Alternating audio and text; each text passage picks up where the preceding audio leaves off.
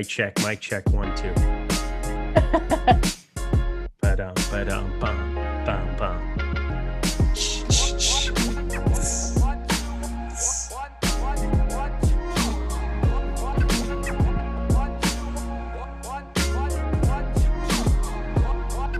What is up, everybody? Happy Wednesday. I love this funky beat. Jordan, great call on the music. It's new. It's been new the last few weeks, but still plays, still slaps, you know? Welcome to the Tip-Off, the show that sets the stage for all the most important news, daily fantasy plays, and bets on tonight's 4-game NBA slate and 8-game MLB slate. I'm your host, Kayla Knierim. Welcome. Today, joining me, we've got Lindquist and Chris Spags. Guys, how's our Wednesday? Feeling good. Spags, you have to go to the bathroom. No, well, thank you for mentioning that right away. Actually, I didn't even tell Kayla that. She just knew by looking at me that I'm full of water. It's urine up to my eyeballs. But yeah, no, I just came off the MLB show right to here, dying to talk some more sports. But my sacrifice here for the craft here of giving great DFS or mediocre to great DFS and betting content is not being between shows. So yeah, I am here for it. And I'm excited for Eric to talk me throughout the show about it in the hopes that I apparently pee myself like a toddler on the show. Oh, that would be, oh my gosh, it would be so incredible. Goo from Billy Madison. Oh no. We'll get there. But how's everybody doing? Hello, YouTube chat. Eric, what's up, my dude? Team Eric. Let's get rocking. We're ready to go. Also, I love how Kayla, every time she explains something, she definitely sounds already like a 50-year-old you're going to thrive in retirement one day, because it's like, oh, this beat slaps. It is just fantastic how good this song is. Oh my goodness, I could listen to this all day long. What? I play Scrabble with my friends and drink lemonade and iced tea. Did you know that that's called an Arnold Palmer? He was a golfer one time. Actually, I've had people tell me that I explain things in too much detail. Like, that's what I'm getting at, Kayla. I'm doing the Kayla right now. That was because you did the Eric when I wasn't here, and you know that's still hurtful that I didn't get to hear it. But I just thought I would do it in front of you because that's what friends do, Kayla Knierim. And having just got back from Florida, I'm really much looking forward to retirement. I'm going to live in Florida when I retire. It's just that's what's going to happen. Of course you are. That is. I mean, that would. You don't seem like the Arizona type. There's like the Arizona type and there's the Florida type. Yep. For like people from the Midwest, they go to one or the other. I feel like you're definitely like, I need to do beach activities and bike with my family.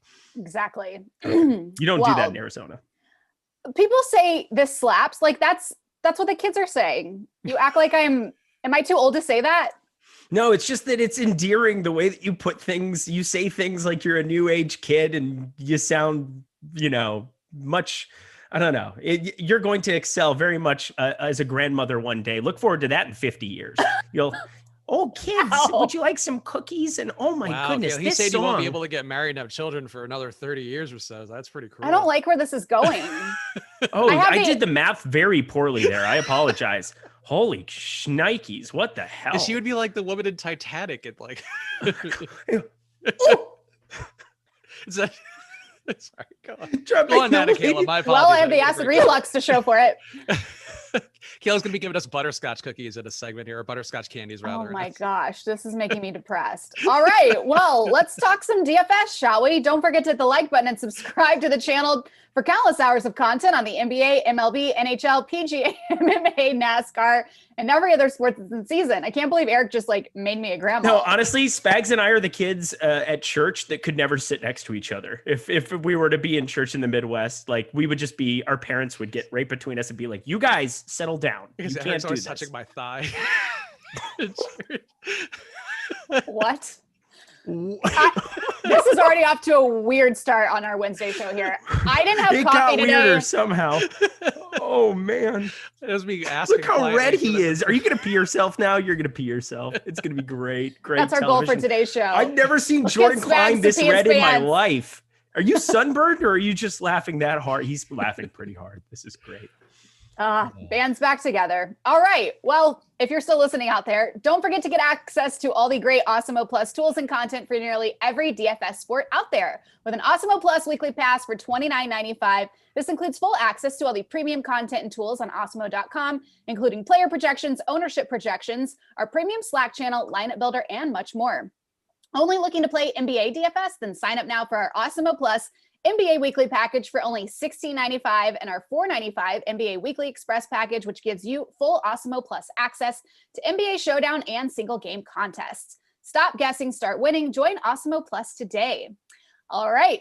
Diving into our bad beats. Last night was strictly Dame time as Damian Lillard put on a show for the world, albeit in a losing effort. Gentlemen, how much of that double overtime thriller did you have, and any Lakers-esque beatdowns to discuss? Spags, we're going to start with you.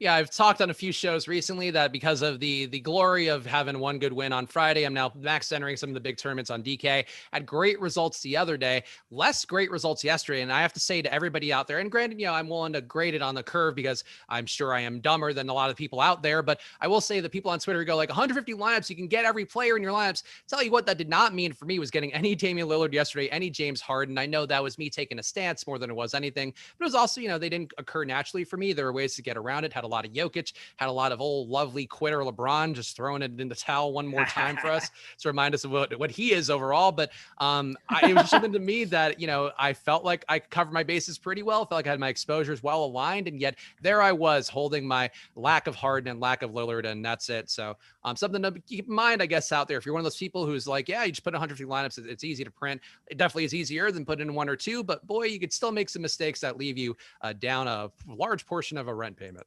Yeah, the Jason Tatum thing was the one that's surprising that ended up kind of burning. But that's what happens when you have Jokic and Damian Lillard on a slate, which that game just went absolutely nuts. I went out to dinner. I recorded the game, came back, didn't look at my phone, which is really hard to do in the year 2021 and be just kind of like completely away from it. But as soon as that game started, came back home and, I was busy, and it was unbelievable to see it on loop.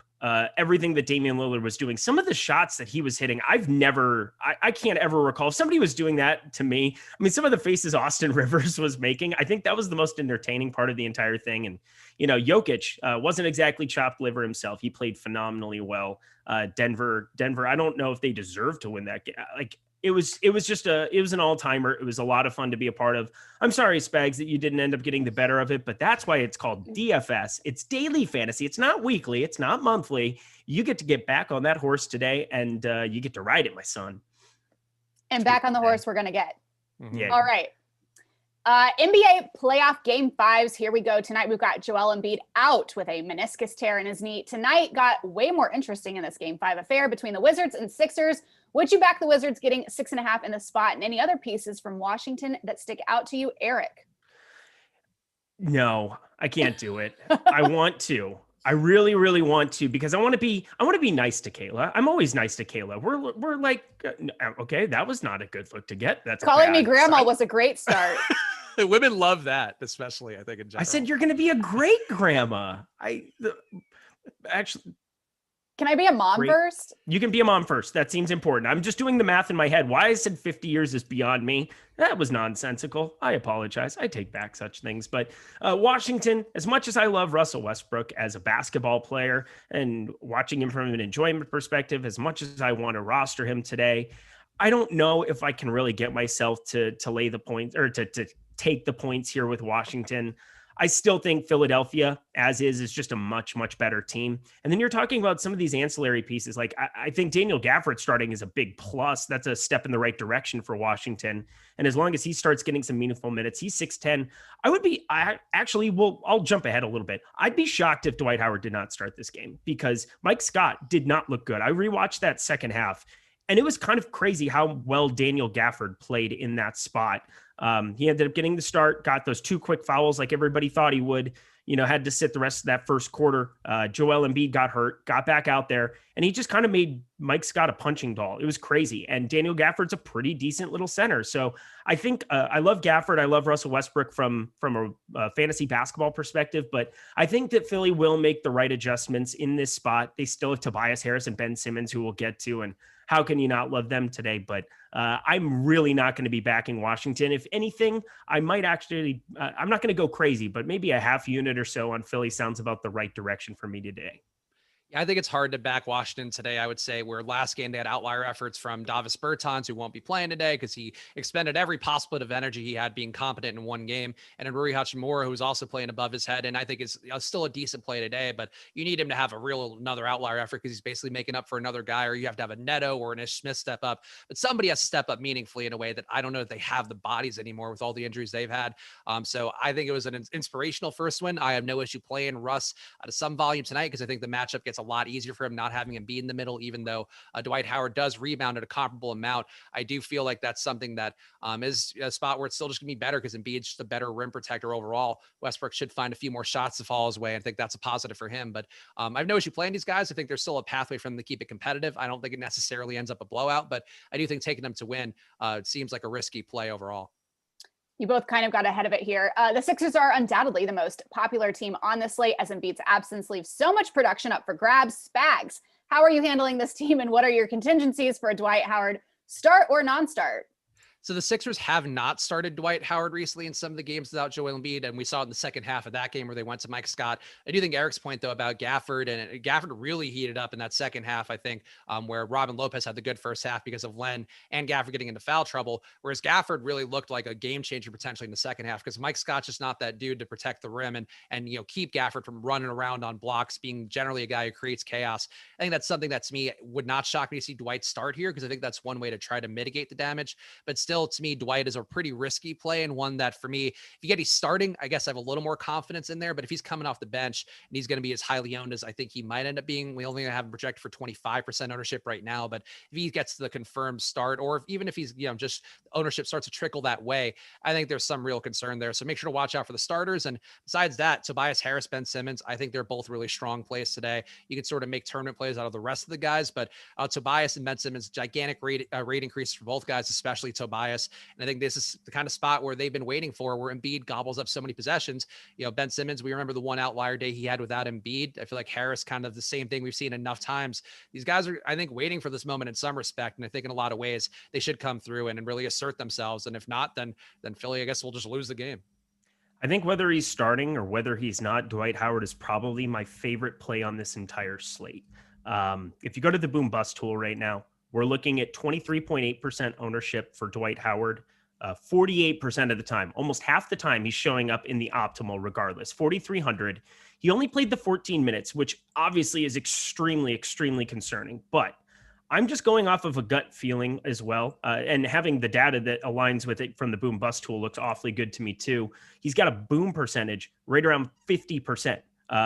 For this game. He's going to get a little extra minutes, I would have to think, but truly, if you decide to put Mike Scott out there after what I saw in that second half, I would be very shocked if Doc Rivers did not make that adjustment.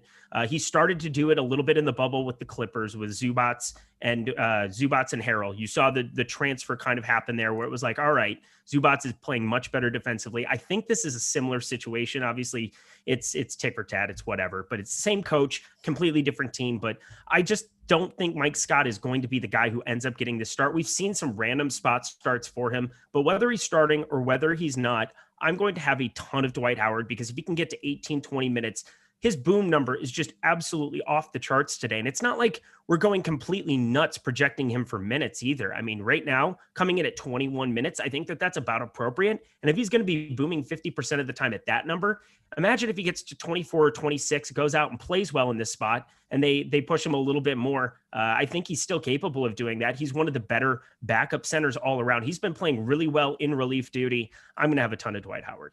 I have one follow-up question real fast for Eric, because I'm curious your thoughts on the last game where Dwight came in and then they immediately were hemorrhaging points. I think that was the entire point differential in that second half came in the court time that he was on.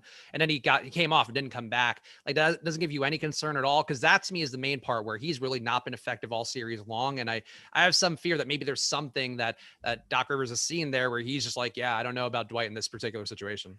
Take a look. So who was Dwight Howard matched up? I mean, it would have been the Robin Lopez stint that you're referring to, and Robin Lopez and him on the floor. Robin Lopez got going a little bit there, made it a little difficult on him. And yeah, Dwight Howard and him, it didn't look phenomenally well in that second quarter, but we saw that next stint that came up and he matched up against who would it have been at the center spot. He had a little bit of time that he went up against Alex Len towards the end of that third quarter. didn't really have any effect. Alex Len didn't do anything whatsoever in his Gafford limited. Killed him, I think, in particular. Gafford was the guy who came in and started annihilating him there. But this is going back into Philly. Dwight Howard has been a serviceable center over a long period of time. And yeah, in this center, in this series, he hasn't been so effective, but he's also only been expected to play 14 to 16 minutes in a lot of these spots. And maybe they just say, hey, okay, now we have a game plan in place. Here's how we're going to handle Gafford. You know, he's a bigger dude than Mike Scott by quite a bit. I think they were showing the side-by-side on SportsCenter after that game, and I think it was 6'10" and 6'7", and they were just showing Gafford just kind of bouncing around on him a little bit. I'll double-check that as we go on to the next segment, but I think that this is just such an extremely important talking point, so I don't feel so bad staying on it for a little bit. But this is obviously something where we've got to be very sensitive to, one, what the ownership ends up for this play, two, what his boom percentage is, which is already around 50%. That's not going to change because that's based on the salary. That's based on where he's at 4,300 and his expected court time, you know, being plugged in there for the most part. Like, I don't think we're going to see a huge minutes variance. Like, even if he's starting, he's only going to get maybe a minute or two extra there. But I'm saying that the range of outcomes it becomes very, very large if he starts. I think it stays about the same rate, that 18 to 20 minute margin if he doesn't. And so I think he'd be a flat play at that point, and I'd still have quite a bit because I think his boom percentage is already being projected for that 21 minutes. But if he starts, I assume the ownership's going to go up on it, but I would just still go way over the field. Dr. Rasa better watch his back. There's a new Dr. DFS in town. Yeah, it's the Chalk Doc. I don't know if you heard. Doc. Somebody said that the other day, and I was like, I hate you, but that's brilliant. And I'm going to piggyback on the coattails of one Dr. Ben Ross's lab coat and move on with my life. It's not a bad way to do things. No, not at all. Moving on to Atlanta, New York. They continue their slugfest in this Game 5 at the Garden with a super low 208 total and 3 other games on the slate. What is your interest level in both sides here, Eric? I don't really know. And I'm going to just kind of listen. I talked a lot during that segment, so I want to cede the floor. Believe it or not, I can listen too. I like to listen. I want to hear Chris Spags' opinion because I can't figure out anything outside of Derrick Rose and Trae Young. Like Julius Randle, I'm supposed to like Julius Randle. People are saying you should play him at this point in time now that he's 9K and we're going to drop his salary down. He was 9,700 2 games ago. Now he's 99K, 9,100 the last game for the next year. So in this Game 5, they obviously are going back to the Garden. That's got to be a boost for this team. Seems like they're playing a lot better at home. They lost the close Game 1. Otherwise, this would be 2 apiece. Trae Young, we know that he can have a ceiling. He's still underneath 9K. That's fine. But for whatever reason, just still not getting those minutes to the 40s. And so we're going to have so many other guys like Russell Westbrook, Luka Doncic, who are going to be playing massive minutes. And I feel better about their ceilings than Trae Young. But anything other than Derrick Rose that you really like from the Knicks side, and then anything other than Trae Young from the Hawks side on this slate? Yeah, I think for me, this to me is a game to take your tournament play from and hope that you get one of these guys to sort of have that outlier effort, because on paper, it does look really ugly with the 209 implied total. Actually, the 208 is what I have, so it might be a little bit higher now, but still a low implied total relative to the modern NBA and especially this particular slate where you do have the other game that we just talked about. So I think, the options over here don't really stand out meaningfully to me. Trae Young is borderline playable. Capella looks like usable relative to his salary. Same thing for Gallo, but I don't have the highest faith in these guys. John Collins has been useful for me so far in the series, but today I think the price tag doesn't look the best for him. On the Knicks side, I agree with Eric's thought about Julius Randle, and I feel like how everybody will say, like, hey, play Julius Randle because this is an elimination game. It's important for him. Certainly also has had better efforts than he's had all series long. But for me, I think he's another guy that's not going to occur naturally, and I do hope I get some amount in tournaments because I think at 20% ownership, that's not that crazy. But to me, these guys all under 20% owned for good reason. Besides Derrick Rose is the one guy who last game kind of just got bad luck with the game getting out of control and him just not, necessarily running perfectly hot for himself. But I think at his price tag, it's up another $500, which isn't the best, but still to me, another play that I think is probably the closest to being a core play out of these two teams. But really, it's tough to really love either side given the low total. All right. The Grizzlies are massive dogs trying to stay alive tonight in Utah and will rely on Ja Morant to help them get there. Spags, how does he compare to the other guards on the slate? And any other pieces from Memphis you're interested in getting to? So I do like Ja relative to his ownership, where he's currently projected for 12% ownership on DK, and that feels low given the fact that I'm pretty sure he's been at tournament winning lineups the last 2 slates, and the price tag has not come up enough to justify the fact that Ja's doing everything in these games for the most part, especially when it does get down to crunch time. And a Ja Morant, Donovan Mitchell pairing, I think, does have some appeal because that's what just worked last time out. Not even a recency bias thing. Those are just guys who are going to take a good chunk of those shots in clutch time. But I do think the guy that I'm most intrigued by is Jonas Valanciunas, who kind of had an up and down last game, but still ended up being viable mostly because Joel Embiid got hurt in that spot. But to me, he was a guy I was very heavy on last time out. Today, I think he grades out similarly. Still like the price tag for him. Still like the fact that he's going to get pretty much a limited run. And for the most part, they're not really taking him off the floor. I think especially as the games get closer to desperation time, I do think this is a spot where Jonas's minutes should be there barring foul trouble. So he to me jumps out the best. And Grayson Allen, a value play I've had pretty much every slate, will continue to be a value play for me. Price tag has come up a little, but still reasonable on DraftKings. So he's one of those guys you can get to and hope that you can get some tournament upside. Yeah, and we haven't even seen Xavier Tillman play a minute. He didn't play a minute in the last game. And, they're basically sticking with their crew of dudes that, Jaren Jackson, the minutes have been up here a little bit. He got up to 26 last time out. But as you said, J-Val, 34 and a half minutes. It is desperation time. This is an elimination game. We've got 3 elimination games, and we've got a 2-2 series that, is obviously going to be a phenomenal late night hammer. But I like Jonas Valanciunas a ton here in this spot. I would be shocked if you were to avoid foul trouble, which is a big if, anytime you're going up against Rudy Gobert and a lot of these Utah pieces. But if Jonas Valanciunas can keep his hands to himself, I'd be shocked if he didn't play over 35 minutes. I think he makes one of the best tournament plays over on this entire slate. I think at the center position that you're looking at over on FanDuel, he's coming in with the highest ownership right now. I think that's about appropriate. I'm probably going to be at the field there, though, and then just side with my Dwight Howard take, and I feel pretty good about that. But yeah, J-Val on DraftKings especially, I really like getting to some pieces, and we have just so many good center plays on this entire slate, but he really is the one that stands out underneath 8K, probably other than Dwight Howard, my second favorite center on DraftKings. Moving on to the Jazz, they are taking aim at eliminating the Grizzlies tonight, and it only helps that Donovan Mitchell is working himself back towards a full go. Eric, would you lay the 9.5 points here, and how do you think the Jazz stack up in a stacked Western Conference? Yeah, so if I'm going to be taking two sides of this, not to get ahead to the good dog, bad dog, because we always have fun with such things, but I love getting to Utah here. I think that they are going to blow the doors off Memphis, but I think J-Val has to play well to keep it remotely close. Mike Conley is the one guy that I'm just kind of pumped the brakes on, and now I think the field finally followed suit on that. He was playing so phenomenal at the beginning of the series, the first 3 games, but I kept warning people that you're looking at a spot where Donovan Mitchell's minutes are trending up and Mike Conley's production is going to trend down eventually. And you are seeing that show up now in the ownership this time around, but Donovan Mitchell got up to 35 minutes here last game. That feels really like this is a spot where we kind of want to be invested, knowing that kind of a minute ceiling exists there. And if they do blow the doors off of him, Donovan Mitchell is going to be a lot of the big reason why. 8,200, he's still very cheap compared to what his salary was earlier in this entire season. I mean, if you're going to game logs through February through March, when Shaq was talking crap about him, being like, I want to motivate you, and Donovan Mitchell just became a 9K player, this is the time that we want to be invested in Donovan Mitchell, because that price tag will get up to 8,800, 9K real quick if we're not invested now. Yeah, I think Mitchell's a strong player here, and I think we talked about that exact thing last time out with Conley looking a little bit higher owned, and just the fact that he was going to naturally regress a bit with Mitchell starting to earn more minutes. And we saw that last game, and I think there's no reason to think that's not going to be the case today. Mitchell, I think, has also the benefit of not quite projecting fantastically today at the price tag, even though he should be a guy who's going to have higher upside because of the fact he soaks up so much usage both throughout the game and also down the stretch. So to me, Mitchell, a really interesting tournament play today.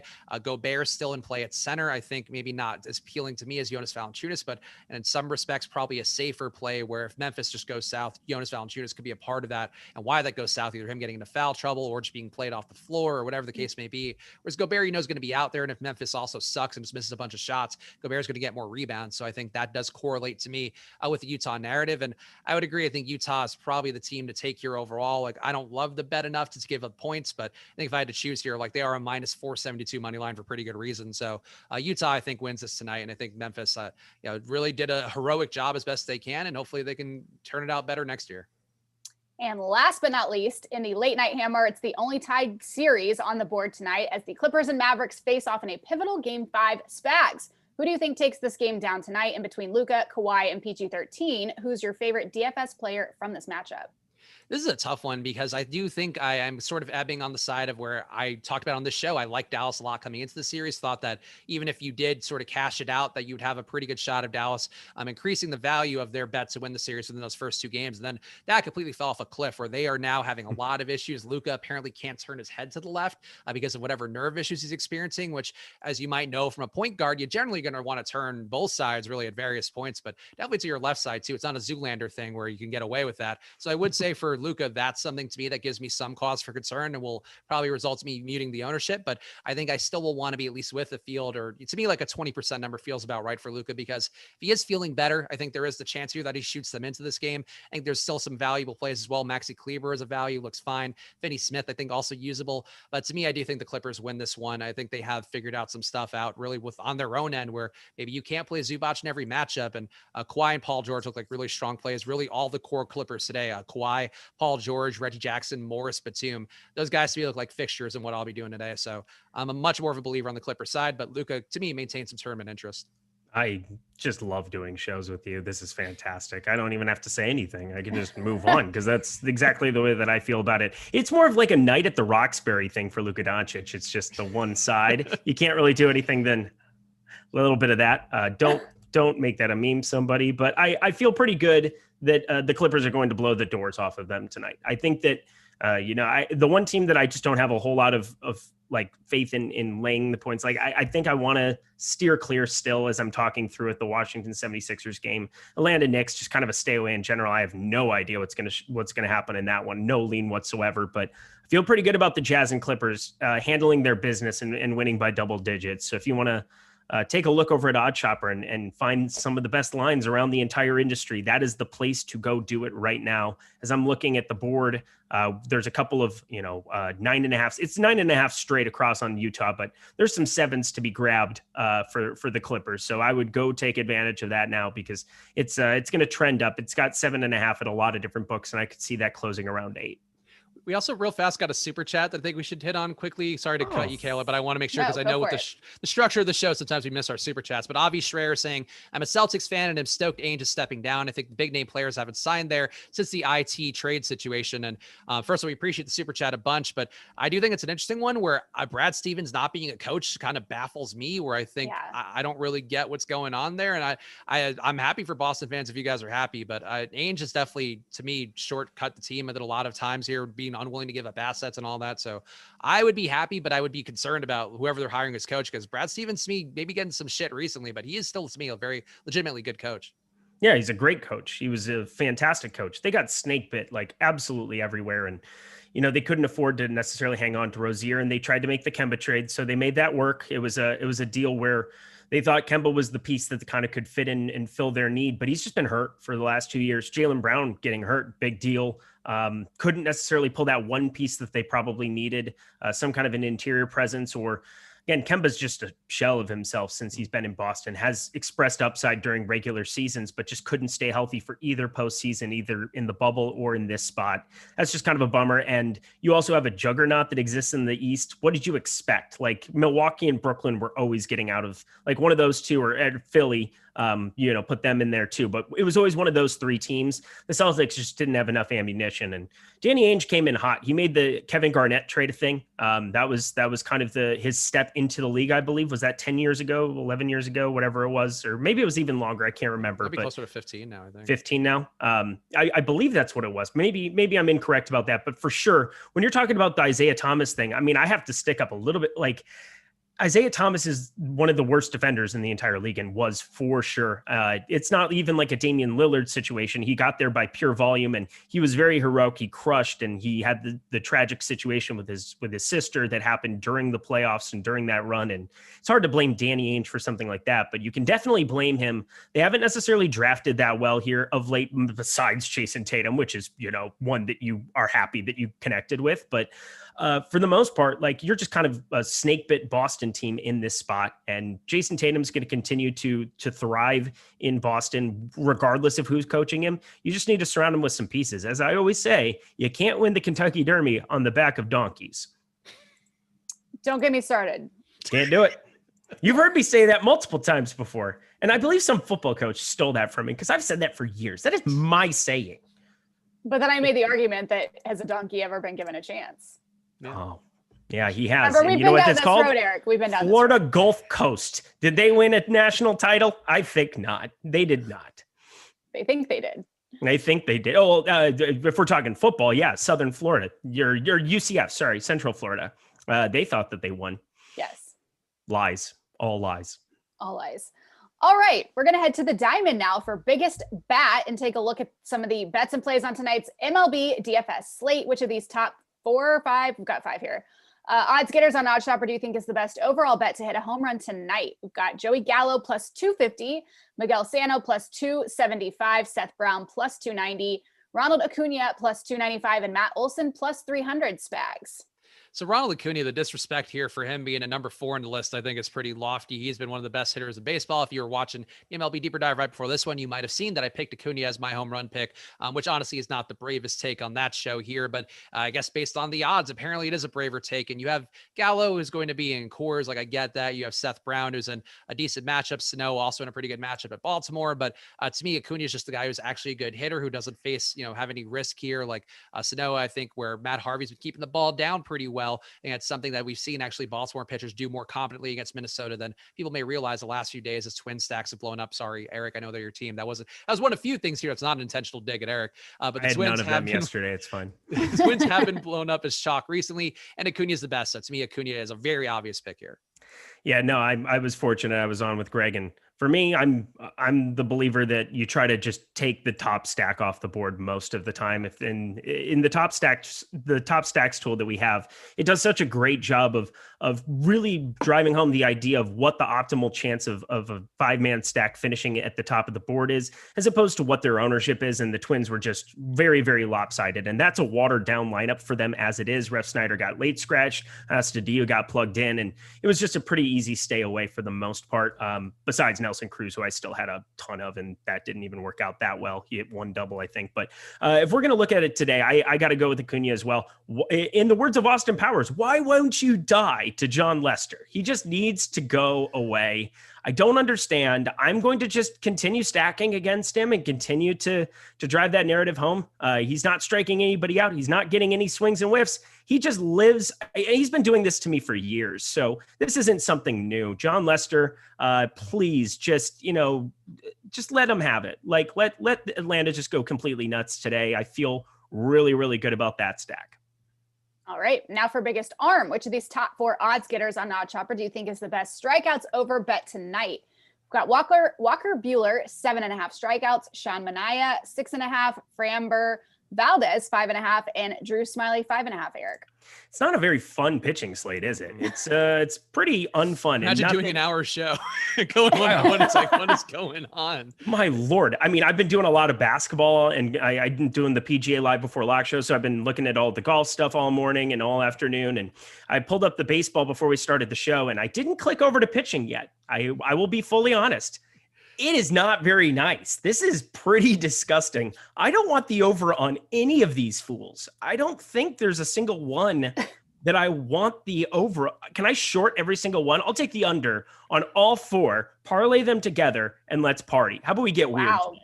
Yeah. Let's get weird. I do like the contrarian take there. I think for me, I will take one of these guys, and I will think it's Sean Manaea. He's somebody who on the show that we just did here landed on him as sort of being a chalky pitcher earlier in the show. I was like, I don't get it. And then you go pitcher by pitcher and really break it down and talk through it with two sharp guys in both Alex Awesemo Baker, who you guys know, and Max Matrisky, one of the other guys who does our MLB shows, is also very sharp and friends with ShipMyMoney, if that also gives you guys any more credibility for why you should like and appreciate Max. But I do feel like we went through it and there's just a garbage pitching. Like Walker Buehler's strikeout rate's actually been pretty low on the year, just around 25%. So that's basically league average at this point. Manaea is also a league average strikeout guy, but he's facing Seattle, who does strike out at a 28% clip on the year against left-hand pitching. So that to me is the main thing for Manaea. But I think Eric's take is not bad as well. We're like betting the unders on the other 3 guys and then maybe not playing Manaea. Probably as viable a bet as taking the over on Manaea's strikeout props today. What do you think about Drew Smyly, though, today, too? Because I'm looking at it here, and he's at least, over the course of the last year, strikeout per 9, right around 10.3.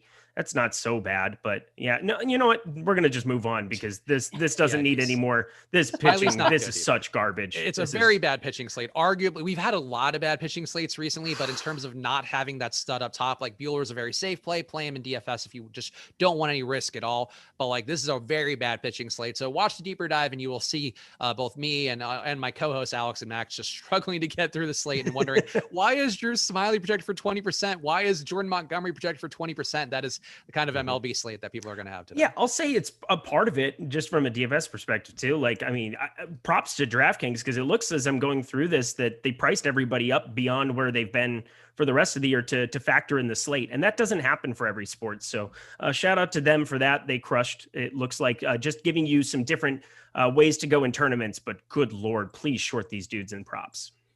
Noted. All right, moving on to No House Advantage prop or not. Let's head back to the NBA for some of No House Advantage's props of the day for key players. Do we like the over or under on them? And how many points would you assign? We've got Josh Richardson, 17.5 points plus rebounds plus assists. Eric. Yeah, so this is going to be an under on anything that has to do with Josh Richardson. You want to talk about looking old and crusty. I don't even know how old he is. As a grandma, I think relate. He's very young, actually. So much like Kayla, he's very young. Oh, dude, he looks so bad on a floor. I mean, I love, like, there's nothing easier to have as a job than to watch playoff basketball and like come to decisions and study data and doing all this. Like, this is something I would do for fun every single day anyway. And now I get to do it and talk with you all about it. It's fantastic. That being said, Josh Richardson has been trash this entire series for the most part. It looks not so bad in terms of shooting, but for a guy that is in Philly for sure, and, you know, before that, I believe it was in Miami, he's somebody that kind of always like, oh, he can kind of distribute, can kind of get things going. He looks great. Only 3 assists in the 4 games against the Clippers here so far. That's not getting it done either. But just in terms of all of his production together, he doesn't really rebound the ball. Hasn't had over 3 rebounds yet. Only 3 assists for the entire series. And points wise, he's been actually pretty efficient shooting, but his usage is down in the basement. I don't want any Josh Richardson in DFS, even at 3,300 probably. I don't see a ceiling beyond where I'd really want to get any exposure there today. Maybe a tiny bit. I don't want to say never because you never really know if that one lineup ends up coming through. I don't want to be that guy who isn't like fully honest about it. But oh Lord, I just think he's one of the best things to short on NHA today for sure. Yeah, I think for me, for DFS, it honestly wouldn't shock me if I got a few lineups with Josh Richardson today, just because he's 3,300 and he is still projected to play 22 minutes today. But I agree on No House Advantage. Like, that 22-minute projection, I think, is actually fairly aggressive by our Awesemo data team today. And that still would, you know, give him, to me, 8 points, 2 boards, 2 assists. So that's not anywhere close to the prop line anyway. And that's with, again, an aggressive minutes projection. So even with an outlier effort for Josh Richardson, you're probably not looking at a much better outcome than that anyway. So to me, in this spot, I'd agree on No House Advantage. This is one of the stronger props you'll find today. You saw on the board from our guy Jordan pulling up the numbers there. It's about an 85% hit rate of hitting the under, and I feel like that's a strong one. So to me, this is probably one of your 10 or 9 pointers today on No House Advantage. Next, we've got Tobias Harris, 28.5 points plus rebounds plus assists. Spags. This should be one of the best overs on the board, I would think here. Tobias Harris going to be an important thing of everything you're doing DFS wise. If you are playing him a ton in DFS, maybe in one No House Advantage lineup, you do take the under on that. Just in the chance here that something goes really weird and maybe the Wizards, because they're spurred on by Eric being mean to Kayla, calling her a grandma, that they win and by 50 just in her honor today. Maybe that's the way it happens. But besides that, Tobias Harris to me looks like the best play on the board. No House Advantage, that line I don't think reflects Embiid being out today, and the rates for Tobias take a big jump upwards. Talked about earlier, Tobias just shy of a 30% usage rate in court time without Embiid this year. It's a really nice spot for Tobias playing against Washington too. So as this one as well, probably a 10 or 9 pointer. If we have Dr. Ben Rasa and I'm the chalk doc, you are definitely the spin doctor, because the way that you turned that around on me was really impressive. Actually, I'm not even mad. I'm impressed. You ate the whole wheel of cheese. Okay, cool. Thanks for making me feel like garbage. It's fine. I did not call Kayla grandma. I said the Wizards win by 50, then just then she's going to be a great grandma. Okay. They're all watching in the locker room right now. They're all whatever. Giving them bulletin board material. I was trying to be helpful because I knew you were on a baseball show, and I'm just giving you freaking layups here. And just like all the pitchers on this entire slate, nobody's going to be throwing efficient curveballs, and neither did me. I did not either. Tobias Harris, take the over of 28.5. That's a lot of production that's being left on the table by Joel Embiid. So take that, as well as let's couple Ben Simmons into the middle of that too. We haven't even talked about him in depth, and he's definitely one of the best spots to be going to on this entire slate. There were two kind of blowouts that Philadelphia had, and I think that that's kind of tempering expectations, and maybe that's why these props are sitting a little bit lower on NHA for both Ben Simmons and Tobias Harris. But I want the over of both. Simmons, the last 3 games, 29, 30, and 25 minutes.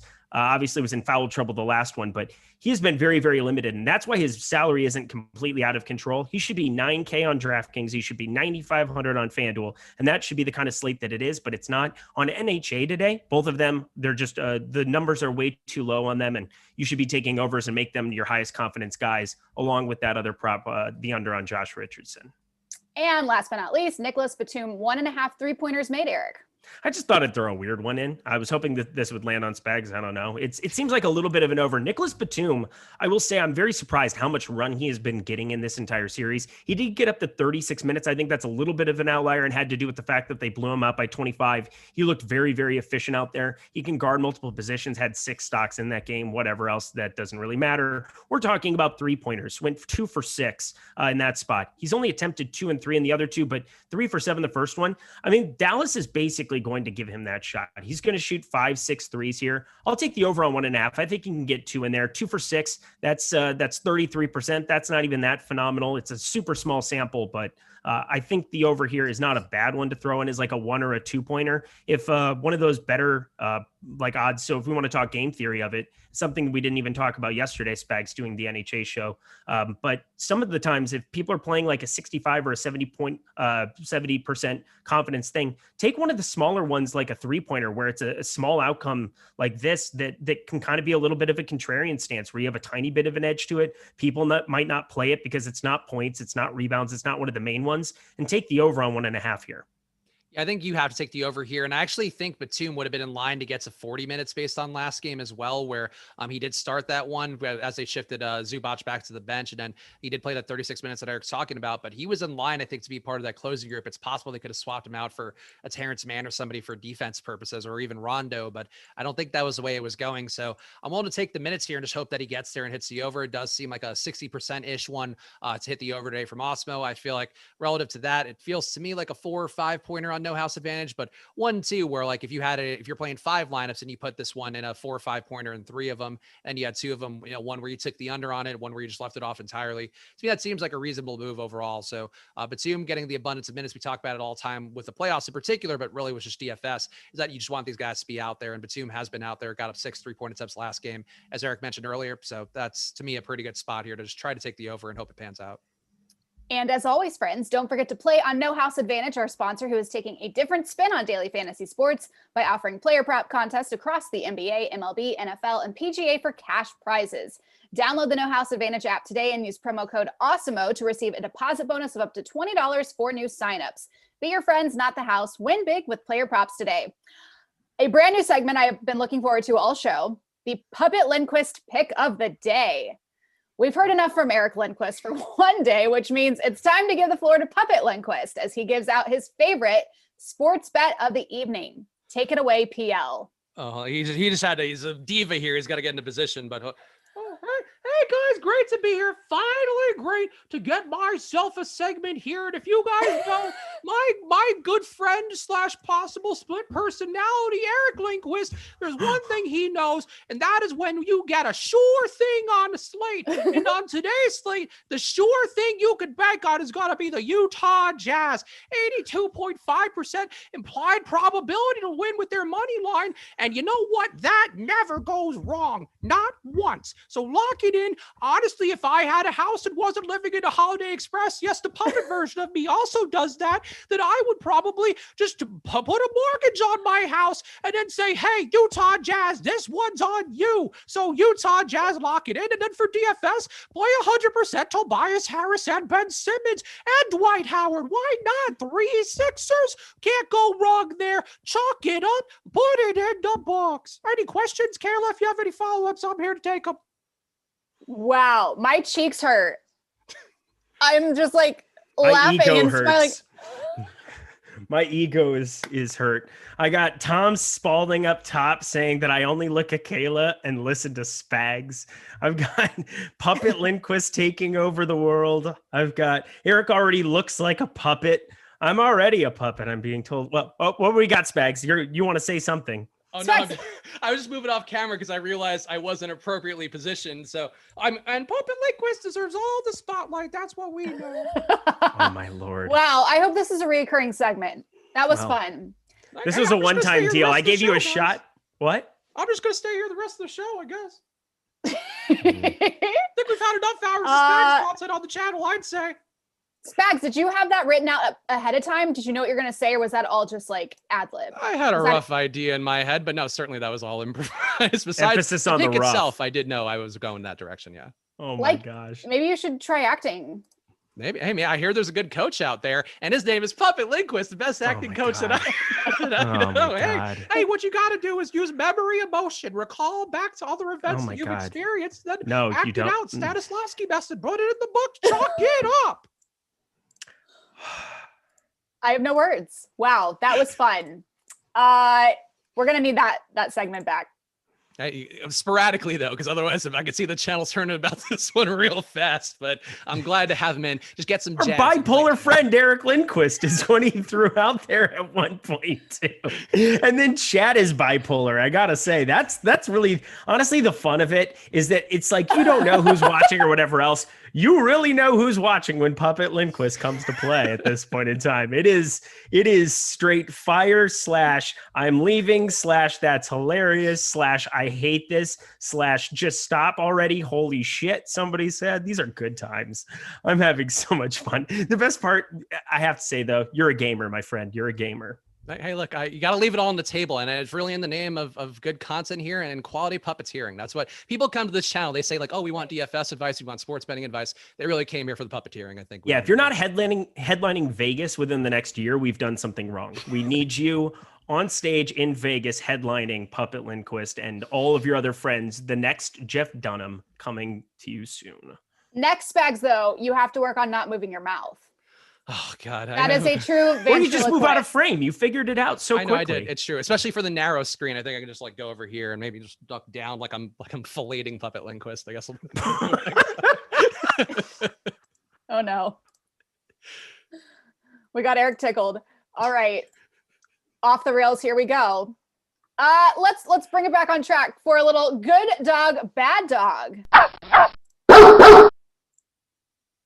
Is everyone still with us? All right. In real life, there is no such thing as a bad dog. And betting in DFS, there are a lot of underdogs who may have no chance in their game. So who's a good dog to target tonight and who's a bad one? Eric, can you collect yourself and give us your good dog? Yeah, I'm a professional. That's what I do. I don't know I went into Batman.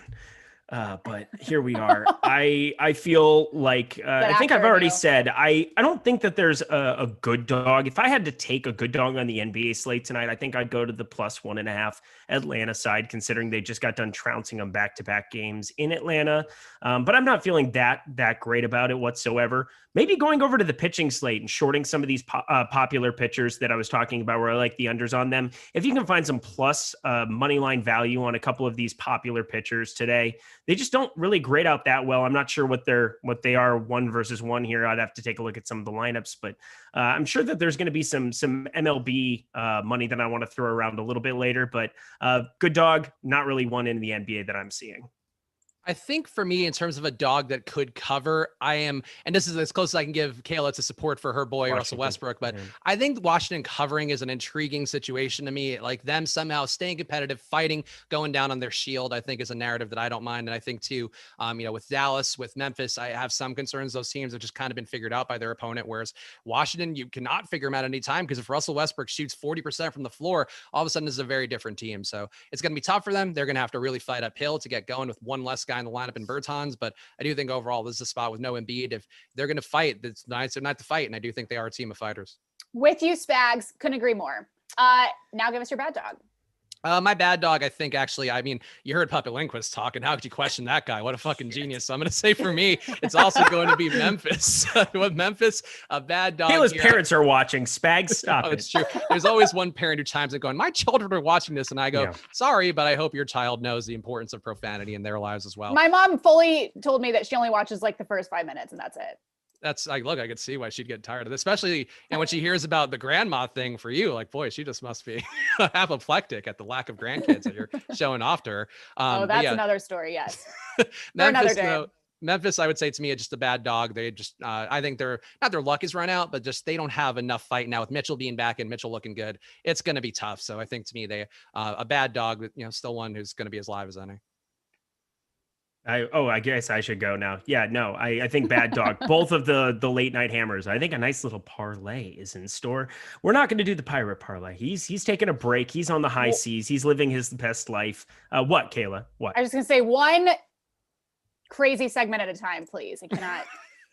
Well, I mean, this one took the cake. I think this won the week so far. I'm not gonna lie. It was pretty sauce. It was pretty fire. But yeah, I like pretty sauce. I don't know what I said, Jordan. I saw the look. So I can't say slap, but you can say sauce and fire. All right. I think sauce and fire. I think we should all take together those nice little evening plays and put them together and win some damn money. How about that, kids?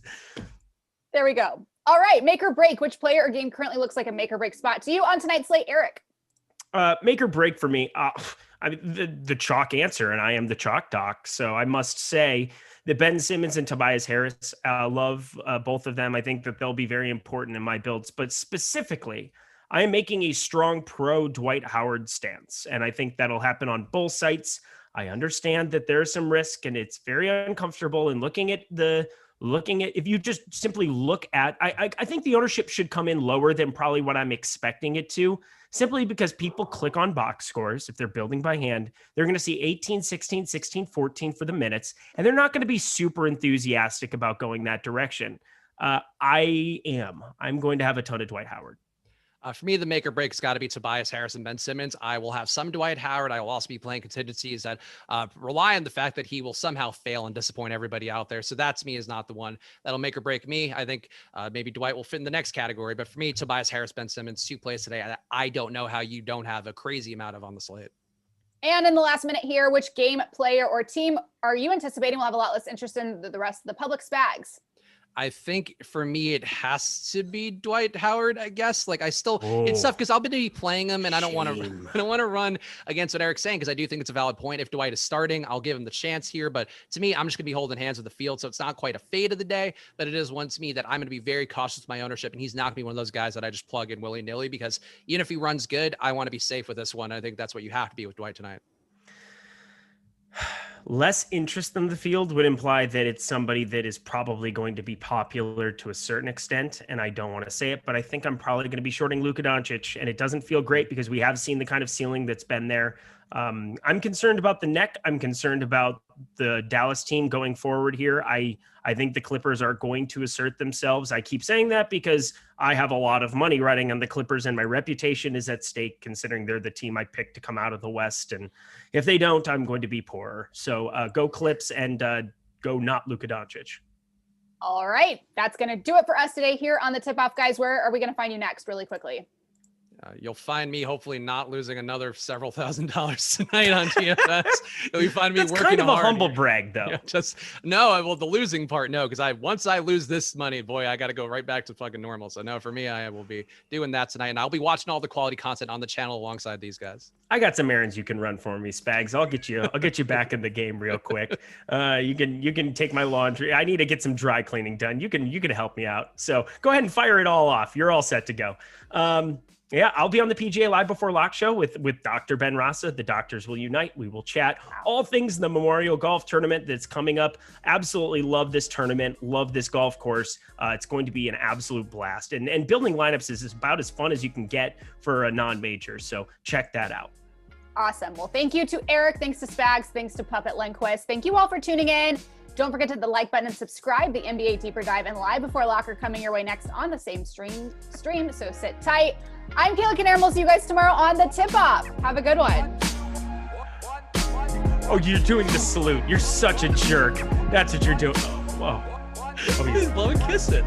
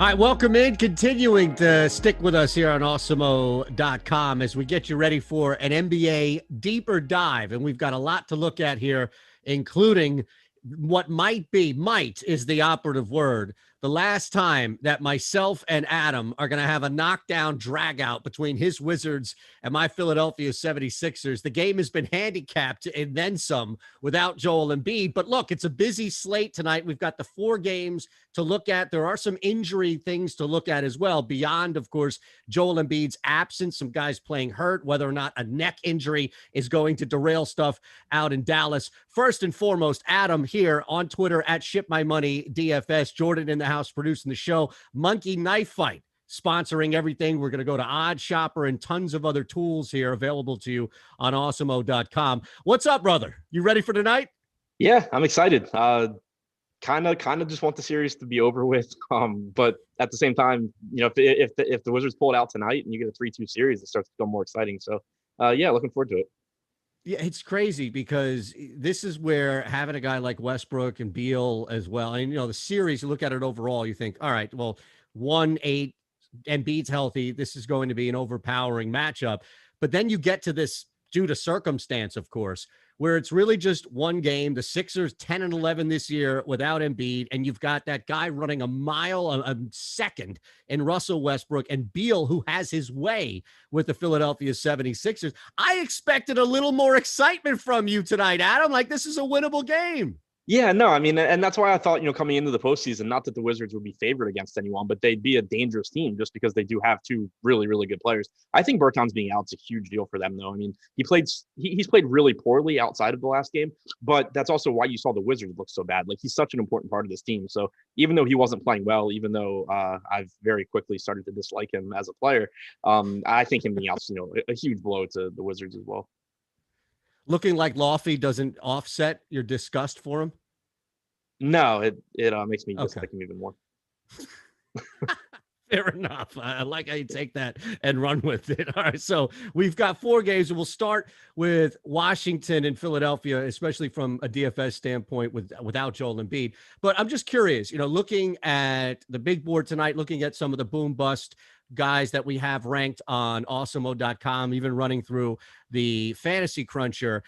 There is so much on 3, maybe 4 guys with Philadelphia first and foremost. And beyond just looking at them individually, we're going to do that in a second, Adam. I'm just curious, as far as big picture, even though we've got 4 games and it's a shorter slate, do you ever get concerned about stacking too much in this case with one team with the expectation that really there has to be $120, $125 on the board for it to pay off? Not really, and especially not in this situation, because salaries, there's a couple of reasons. For one, the salaries haven't adjusted for Embiid being out. It would be different if you were paying a premium for Harris and Simmons and Howard, but you're not. So, you know, the fact that, yeah, all 3 of those guys are on the same team, but all 3 guys are discounted. There's other guys that are at reasonable prices here as well.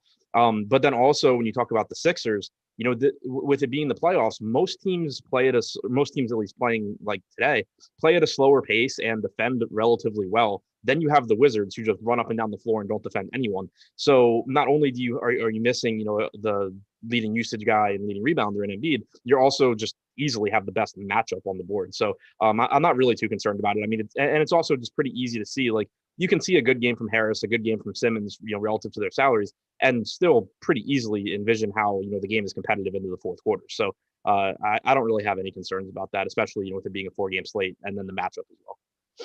So when you look at the Sixers, and we'll talk about Embiid's absence here, and clearly, look, the team is a different squad without Embiid. And when you look at the metrics, really the biggest difference is that they just don't score as much. It's not like all of a sudden they can't play defense and they give up 15 more rebounds per game, although Russ should probably have his way again with this squad. I'm curious, do you start by just looking at Tobias Harris at the top, right, as the guy who you expect to take over as far as a lot of productivity?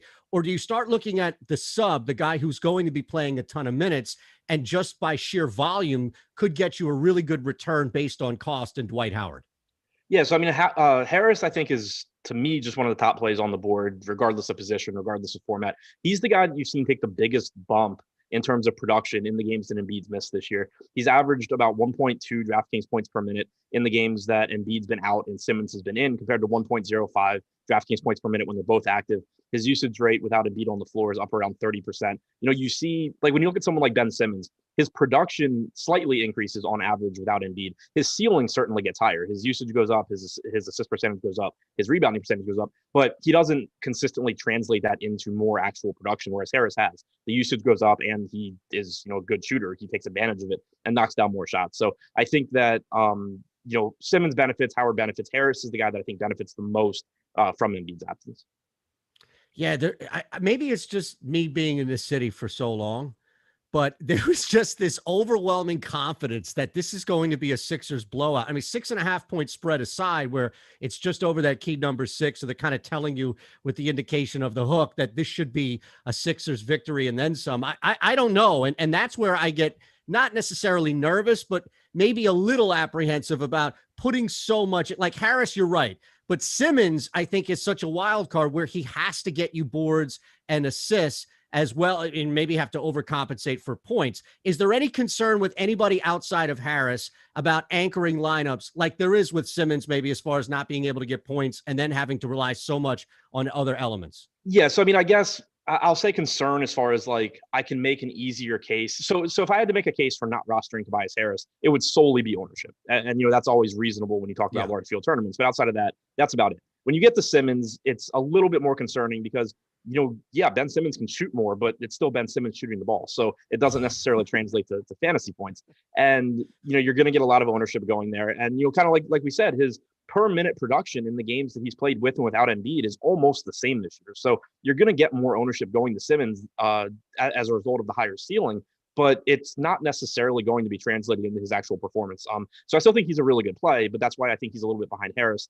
And then for Howard, I think the concerns that you have are that he doesn't have to play a lot of minutes. I think that he does, or I think he plays enough minutes. He averaged about 22 minutes per game in the games without Embiid this year. If you just look at the games where he came off the bench, I'm not expecting him to start. If you look at the games where he came off the bench, he still averaged about 22 minutes per game. And when you look at the Wizards rotation, you're most likely going to get 48 minutes split between Daniel Gafford and Robin Lopez. You could get Alex Len in there as well. But the Wizards typically haven't been running lineups with like Rui at the 5, the kind of lineup that would maybe get Dwight Howard off the floor. So I think you're getting at least, 22 minutes or so from Howard. But, even if you go back to that last game after Embiid got hurt, Howard still only played 14 minutes last game. He only played one stint in the second half, and they closed with a small lineup. The Sixers did. So it's not set in stone that you're getting 22 minutes from Howard. It wouldn't be the craziest thing if he just plays 15 minutes and, really disappoints everyone.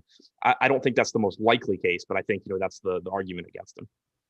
It's not often that we'll redline a guy 10 minutes into the show here, but there's no way in hell you've got exposure to Mike Scott tonight, right? I view him the same way I viewed Romeo Langford with the Celtics yesterday. Okay. If I'm playing 150 lineups, and this is assuming Mike Scott starts, if I'm playing 150 lineups, I probably have some because he's 3,400. There's only 4 games. There's a lot of stuff to pay up for. He's playing the Wizards. You can get a decent game from Mike Scott. But yeah, definitely not one of these guys where it's like, oh, he's in the starting lineup. He's a clear value. I mean, if you project him for like 24 minutes, you're talking 14, 15, 16 fantasy points on average. So, still not someone you're going to be too excited about. All right, let's push this here because I think there's going to be some good value, as you mentioned, to where you can build around. I know out west with the Clippers, we're going to talk extensively about both George and Leonard. We have Luka, we have Russ, we have some big names on this slate beyond this Sixers team. But the blowout factor, or at least, the 8 to 12 point victory factor is well in play here, even if that is in result of a backdoor where the Wizards cut it late in the fourth. So guys now like Danny Green, who are going to get a lot of looks, especially because that big man's out in the middle. George Hill, who we already see is going to get minutes. Do you start to look a little deeper on this roster to maybe make a play or two to compensate spending elsewhere as we'll get deeper into the slate? Yeah, so I mean, it's as far as the blowout angle goes, it's really tough in the postseason because even if this game is, a double-digit game in the fourth quarter, neither team's going to take their foot off the gas. Like the Sixers aren't going to risk blowing that lead. The Wizards aren't going to say yeah, okay, we'll rest up for next season. So it's really, you really have to get a massive, massive blowout for to get substantial run for guys that wouldn't get it anyway. But, if you are looking for some of these cheap guys, again, if you're just playing these large field lottery type tournaments, I think the guys that you're looking to are, George Hill at 3,300. Like if, for example, the Sixers run more small lineups, so let's say they don't give Dwight Howard those 22 to 24 minutes. They run more small lineups. You're probably getting more lineups with like George Hill or Tyrese Maxey on the floor. Maybe getting a little bit more Thibault, who's not really that useful for fantasy. Maxey and Hill are the better, per minute producers. But that's one way if you're playing large field tournaments in the lineups you don't have Dwight Howard, you can kind of leverage against, Howard's ownership and say, okay, what happens if the Sixers do this instead? I think you would see Maxey and Hill benefit. On average, I think you're getting around 20 minutes from Hill. I think you're getting around 13, 14 minutes from Maxey. But, certainly if Howard plays fewer minutes, I think those are guys that are seeing more. So I wonder now, let's look at Embiid's absence from the flip side here. And it's just constant discussion about Westbrook, Beal. Clearly, especially after what happened last game, where Embiid's out 11 minutes into the game, and then all of a sudden the leading rebounder turns into a monster, and Russell Westbrook is able to grab everything in sight. So I doubt the Sixers are going to make a mass adjustment without just asking Ben Simmons and Thibault to play a little tighter. With that said, though, Bertans we know is out from the outside. How about starting maybe from the inside and trying to find the guy, if it's Hachimura, who can take advantage of Embiid's absence and still at a lesser cost than the obvious in Westbrook and Beal, who we'll get to in a sec? Yeah, I think the Wizards front court is really appealing in terms of value here because you have Rui Hachimura, who's, he's been disappointing this year from a fantasy standpoint. He's averaged about 3/4 of a fantasy point per minute in the games that he's played with Beal and with Westbrook. But he played over 40 minutes last game, and now you're taking Davis Bertans out. If the Wizards need a third scorer, beyond Westbrook and Beal, and normally it needs to be either Bertans or Rui for them to play well. Now you take out Bertans, they need Rui to step up, and the minutes should be there. I mean, the alternatives are, they give minutes to Anthony Gill or they give minutes to Chandler Hutchison. Outside of Rui being in massive foul trouble or just looking completely lost, I don't really think Scott Brooks pulls that trigger. So it's hard to think that Rui's not getting close to 40 minutes tonight, which at 4,800 or 5,200 at small forward on FanDuel, I don't really care how bad the guy is. If he's getting around 40 minutes on the slate, it's going to be pretty useful at that price. So I think he looks good. And then you have Daniel Gafford, who finally got the start last game, got in foul trouble within the first 4 minutes of the game.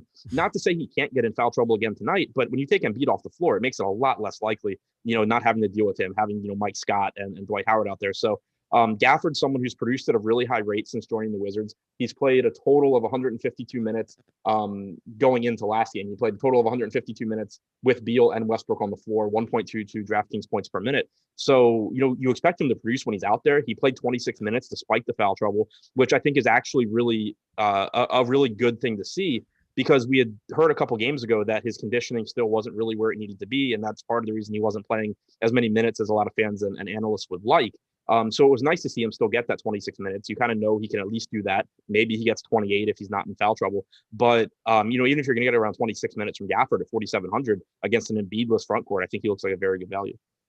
Yeah, seeing just over 22% owned, basically same ownership percentage as Seth Curry, Hachimura right above him. Westbrook, not clearly the most owned guy on the slate. That's Tobias Harris right now on DraftKings, at least, just to look and start with the top there with Westbrook and then Beal. How are you approaching your lineups tonight, trying to work one, if not both, in? Yeah, so Westbrook's interesting because I think he's obviously a good play if you can get to him. I mean, he struggled the first couple games of the series. We know it's a tough matchup, but back-to-back triple doubles. He reminded everyone last game that he can still just go out there and put up these massive lines. The reason I think it's gonna be kind of tough to get to Westbrook, especially at relatively high ownership, right now we have him projected as the 5th highest owned guy on the slate, is that there's not a ton of really good value that you feel good about. And that's been the issue all postseason long, is like, there's not value you feel great about. And the value that you do see, everyone else sees it too. So like when they go to Westbrook, they just end up with a similar build to you, which is a problem too. But also the point guard position is really deep today. I mean, obviously we've talked about Simmons already, but there's a lot of strong point guard options that, they don't give you the same ceiling as Westbrook, but you have Luka up there who does give you the same ceiling. But then beyond that, you have guys that are like $2,000-$3,000 less expensive if you wanted to go a little bit more balanced. So I think any Westbrook you get to is great. I just don't really know yet how easy he's actually going to be to get into lineups. I think Beal will be a little bit easier because the shooting guard position is not quite as strong. There are still good options there, though. But, you've gotten over 40 minutes in the 2 competitive games from Beal. He's played 35 and 37 in the 2 blowouts. I'd be surprised if you get less than 40 minutes from him here. He's averaged about 1.18 fantasy points per minute in this series, which isn't really surprising. I mean, the Sixers are a good defense. Beal averaged around there in the second half when he was playing with a healthy Westbrook anyway. But, certainly has the scoring upside to just go out there and throw up a monster game at a pretty reasonable salary. All right, and just looking, I guess, because you mentioned the shooting guard slate, the 2 slate there, if you were looking at anybody else, it would be Paul George, I imagine, to try to balance up working in Beal. Is there advantage that you have with Beal, or maybe it is with George a little bit cheaper, at least on the DraftKings slate? Is there an advantage if you're working one of the 2 into the 2 slot? So I think they're really, really similar. I think that George will be a little bit easier to get in since he is $500 less expensive. Right now, George is also projected for a little bit more ownership than Beal. I don't really have a strong preference between the two. Like if you tell me I have $9,300, I flip a coin basically. But I also wouldn't really be going out of my way to find the $500 to get Beal over George.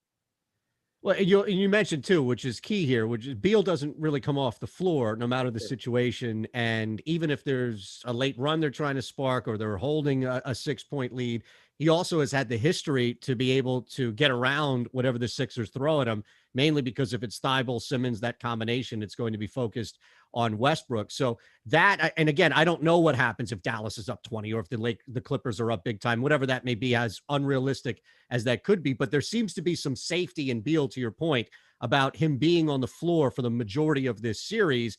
And especially if you believe it's going to be anywhere from a 4 to 8 point game tonight, there's no reason why he should come off the floor. Yeah, I mean, if this game comes down to the wire, Beal's playing 43 minutes or something. Yeah, it's ridiculous with that. All right, that's pretty exhaustive right there. I mean, unless you want to sneak in Seth Curry, I think we've pretty much hit everything and everybody we can in this game, right? I want to mention Neto. I'm assuming Neto starts in place of Bertans. He's 3,300. He hasn't been very good in the series, but I'm interested in him because he was losing playing time early in the series because he would start, but then the Wizards would run more of the lineups with Bertans, Rui, and a center. Now taking Bertans' minutes out, like Rui already plays so many minutes. When you take out Bertans' minutes, they have to go somewhere else. I think Ish Smith maybe plays a little bit more. He's certainly someone you can look to at 4,400 in larger field tournaments and say, if Smith's playing well, he can get 30 minutes here. But Neto, assuming he starts, is someone that I think can play 25, 26 minutes here. And 3,300 on the slate that doesn't have a lot of good value. I do think that's a reasonable spot to look. Yeah, super low owned too. So listen to Adam here. Just 13.4% owned on DraftKings right now in our main slate ownership projection, part of the free premium tools available for you today. There's a bunch, and really you don't need to wait one day a week to get something free. You can just join us at $29.95 for the Awesemo Plus package. It's insanely affordable, and then the return is exponential, which you're going to get access to everything across the board. If you're just looking from the NBA DFS standpoint, that's fine.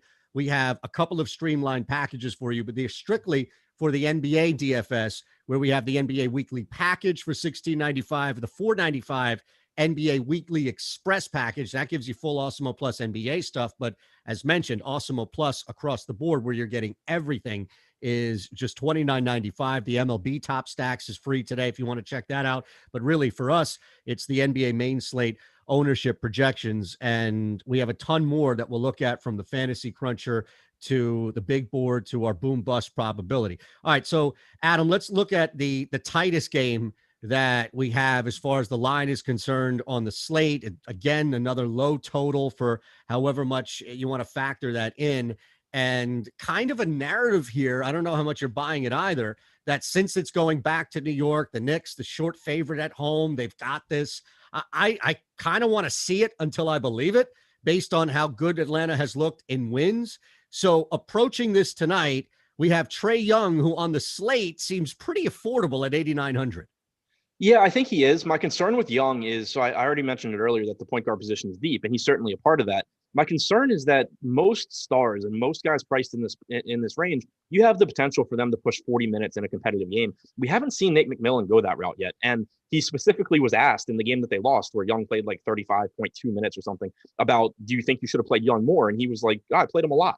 So, I don't know. We haven't gotten a sense from Atlanta that they're willing to run Trae Young out there for 40 minutes. And as long as that remains the case, it's going to be a little bit tough to trust him at this salary. Not to say you can't play him in tournaments. He still obviously has a ceiling. But like when you compare him to guys around him, Beal obviously a different position, but you're expecting Beal to play like 4 to 6 minutes more than Young. John Morant at a similar price point is probably going to play 4 minutes more than Trae Young. It's just going to be really difficult, I think, to say like this is the guy that I want to start my lineup with out of the group of guys priced around him. Yeah, in that same game, I wonder if there's a reasonable pivot to Derrick Rose, as we know the usage and minutes are going to be there. Yeah, I am interested in Rose. I mean, he disappointed last game, had like 30 fantasy points, but he only played 32 minutes. He lost playing time in the blowout. In competitive games, we've seen 38, 39 minutes from Rose. He's averaged a fantasy point per minute in the series, which is in line with what he's done all year long with the Knicks. So that's a spot where, I think going back to him, again, a deep position, but going back to Rose, I have no issue with. Yeah, now staying with Atlanta, just kind of building around Trae Young, you're going to look at that position based on the slate, and there are a couple of big names that you might pay up for. But Capella, does he jump out at you as a reasonable price? Clearly at 7,600, the productivity is there, but is the reward there based on everyone else on the slate? Yeah, I mean, the price is appealing. The concern I have with Capella, and to an extent you have this with Valencius as well, that we'll talk about in the next game, but Capella's not been very productive this series. He's only averaged 0.96 fantasy points per minute compared to 1.34 in the regular season. That wouldn't be too concerning, except it's also come with a huge drop in usage. He's gone from 19.9% to 11.7%. His rebounding percentage is down from 26% in the regular season to 21% in this series. So on the one hand, Clint Capella certainly tonight could just come out there and play like he did all season long and be a great player. And his playing time's gone up. He's averaging 33 minutes per game, which is really good. But we just haven't seen, it's not that we're just seeing him get a bunch of opportunities and play poorly. We haven't seen him get the same opportunities in this series, which I do think is a concern. And it makes it so, when you do have Dwight Howard and Daniel Gafford at the center position on the slate, you do have Rudy Gobert at a similar price point. It kind of forces Capella, to me, into more of like a contrarian tournament option than someone I would look to in a prime line. I'm just curious, when you've got enough of criteria here that we have in this series, right? We've got 4 games so far, and we've seen how things have played out. Really, outside of what happened last game, you, for the most part, are having teams hover either just below 100 points or in that mid triple digits at 103, 105. Is that something that you're factoring in if you're especially looking at other guys on other games, to where you can pretty much factor in that the losing team tonight, if it's New York or Atlanta, is going to hover around 95, 96 points? Yeah, I mean, it's baked into the Vegas line, which is what I think most projections are pulling from first and foremost. Just not expected to be a high scoring game. 2 solid defensive teams, especially New York. The Knicks play slow. The Hawks aren't exactly fast. So yeah, it's just reasonable to expect that this game isn't particularly high scoring. Julius Randle is going to be basically either a lot of people's relief or just continue ire and frustration, and probably even more than that. Clearly, you're going to pay a lot for him tonight on the slate, knowing that you could work him at least DraftKings with the 4 or the 5 spot. And looking at 9,000 and the struggles that we've seen. Now, granted, you're going to get a reward there at some point, but is it enough, or is this maybe one of the first high price stayaways that you have, or at the very least a guy that you have lower exposure to, a lot lower exposure to on lineups? I was actually really interested to see his projected ownership, because Randle's an example where he hasn't played well this postseason. He's averaged 1.1 fantasy points per minute compared to 1.3 in the regular season. And part of that certainly can be attributed to the Hawks. They've done a very good job against him defensively. He's looked lost at times. It hasn't gone well. But at the same time, when you look at Julius Randle's rates, in this series, he still has a 30% usage rate. He has a 17% rebounding percentage. He has a 20% assist percentage. He has a 40% true shooting percentage, which is awful. In the regular season, he had a 56.7% true shooting percentage. So again, some of that can be attributed to, Atlanta defensively, but the rates are still there. This offense is still running through Randle. He's still getting a bunch of rebound chances. He's still getting a bunch of assist opportunities. So when you get someone like that and their salary is falling, as long as the ownership is relatively low because people are scared off by recent games, he becomes a really, really appealing tournament option, in my opinion, because there's nothing outside of just, it's a tough matchup. There's nothing other than that suggests Randle should be playing as poorly as he is. Do you have some sort of number, like a low number, a basement, a floor, if you will, for Randle I mean, the guy comes off 50 fantasy points in DK last game at 9,000. If you got that, I imagine you'd be okay with that. Is there a low number that you look at that thinks, shit, man, if Randle can't get to, and reasonable, because, you know, obviously 20 points, everybody's going to be throwing shit at the screen. But I mean, as far as like a reasonable low number that you think he can clear and you're still okay with a return. So I mean, at 9K as like a general rule, and it adjusts, you know, for different slates, but 5x plus 5 or 5x plus 10 rather is a decent proxy for tournaments as like a target. And so, you know, that would be like 55 DraftKings points is what I would really like to get from Randle at 9K. Yeah, I use like 5x, or I use just 5x as just kind of like a decent, you know, if he gets there, it's probably not going to kill me. So if you get like 45 from Randle, I don't think you're dead. You would really like 55 though. Absolutely. Look, trust me, I think a lot of people would be happy at this point with 50, but yes, 55, even if he explodes 60 plus, there's going to be a lot of Knicks fans that I'm sure are going to be real chesty about that, especially if they rolled him in lineups. Want to get the likes up? Make sure you share, subscribe. You can tweet. You can put it on Facebook, Instagram, your social media vehicle of choice. Just hit that share button. Also, the notification bell, so you're not missing this. We've got a live before lock for everything shuts down the slate at 7 o'clock Eastern tonight. So the fellas will be on at the top of this hour coming up to get you ready for that final hour or so. You just don't want to miss anything that is going on here on the slate. So outside of Julius Randle, you know, we've talked about Derrick Rose. And real quick, there were two guys on Atlanta that I wanted to get your thoughts on. Let's start really with the cheaper option, where he probably, I would think, Adam, makes good sense at the 4 if you wanted to work him in, even at the 5 as a smart pivot, a cheaper pivot, with John Collins at 6,100 coming off his at least best fantasy game of the series.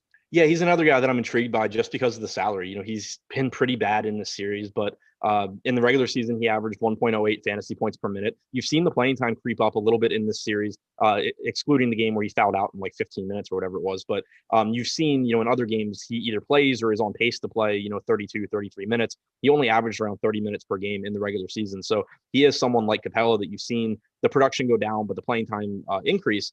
6,100 on DraftKings, 6,200 on Fanduel.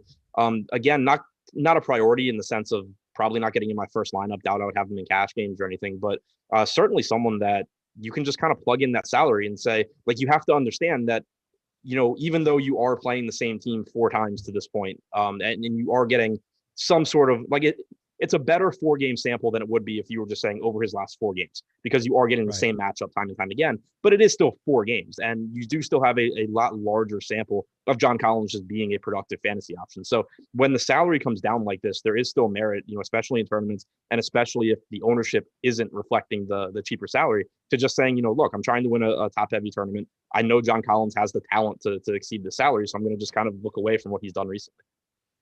Now, can I just mention this here? Because it's one thing to rip somebody on the stream. It's one thing to, you know, if Lindquist comes in or, you know, Lofty comes in and starts bumping around and saying, you know, talking shit, you can just return a shot. But the guy who is producing this show, controlling this show, keeping my mic and camera on the air, has the power to just poof, remove me and hand things over to you. There will be no Matisse Thybulle slander, all right? At least for the next 30 minutes. No, sir, he is not Robert Covington Jr. Trust me, I got a lot of years watching Rocco here in Philly. He ain't that, Jordan. I'm sorry, Rocco, Adam. I wouldn't be able to focus otherwise unless I said that. Yeah, no, you're good. I agree completely. Thybulle would never give us a 40 fantasy point game.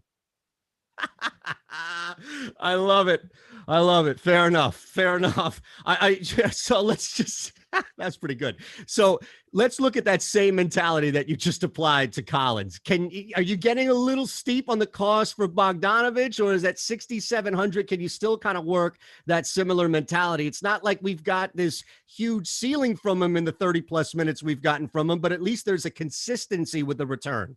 Yeah, the minutes have been there. He's around the fantasy point per minute guy. I think he looks better on FanDuel than he does DraftKings, because small forward tonight is rough.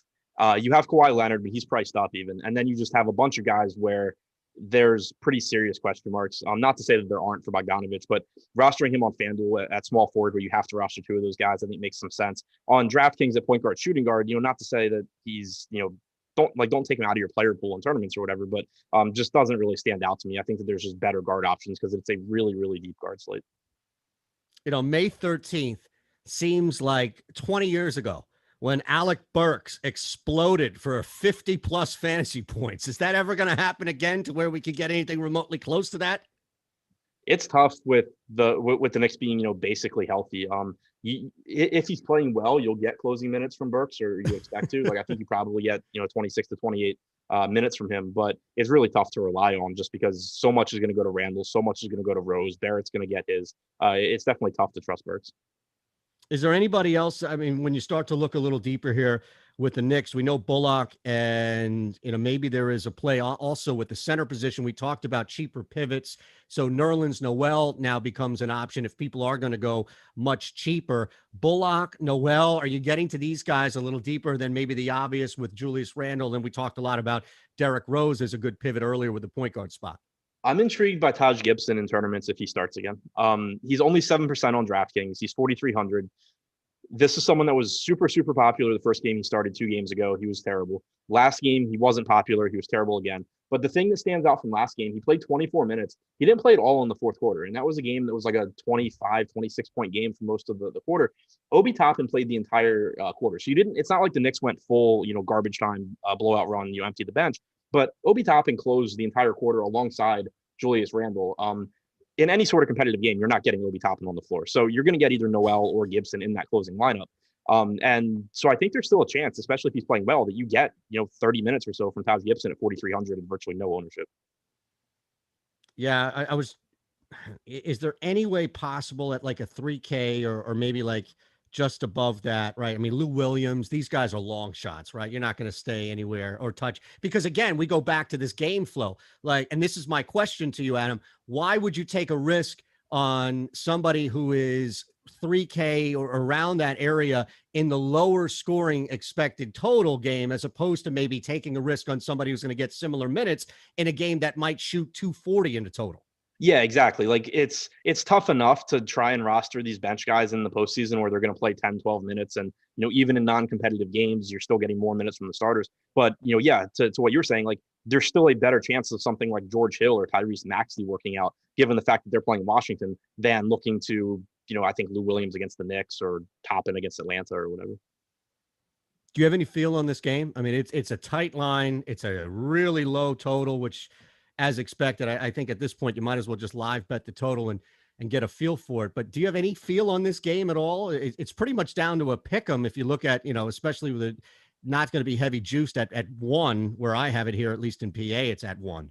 Yeah, I mean, I don't have a strong feel either way. Like, I feel like Atlanta should be slightly favored, but then you have to consider the game's in New York, so they're getting a few points there. Like, it seems like it's where it should be to me. Like, I think Atlanta's the better team. I think Atlanta wins the series, but yeah, it seems kind of like a pick 'em. Like, I wouldn't want to have to choose a side here.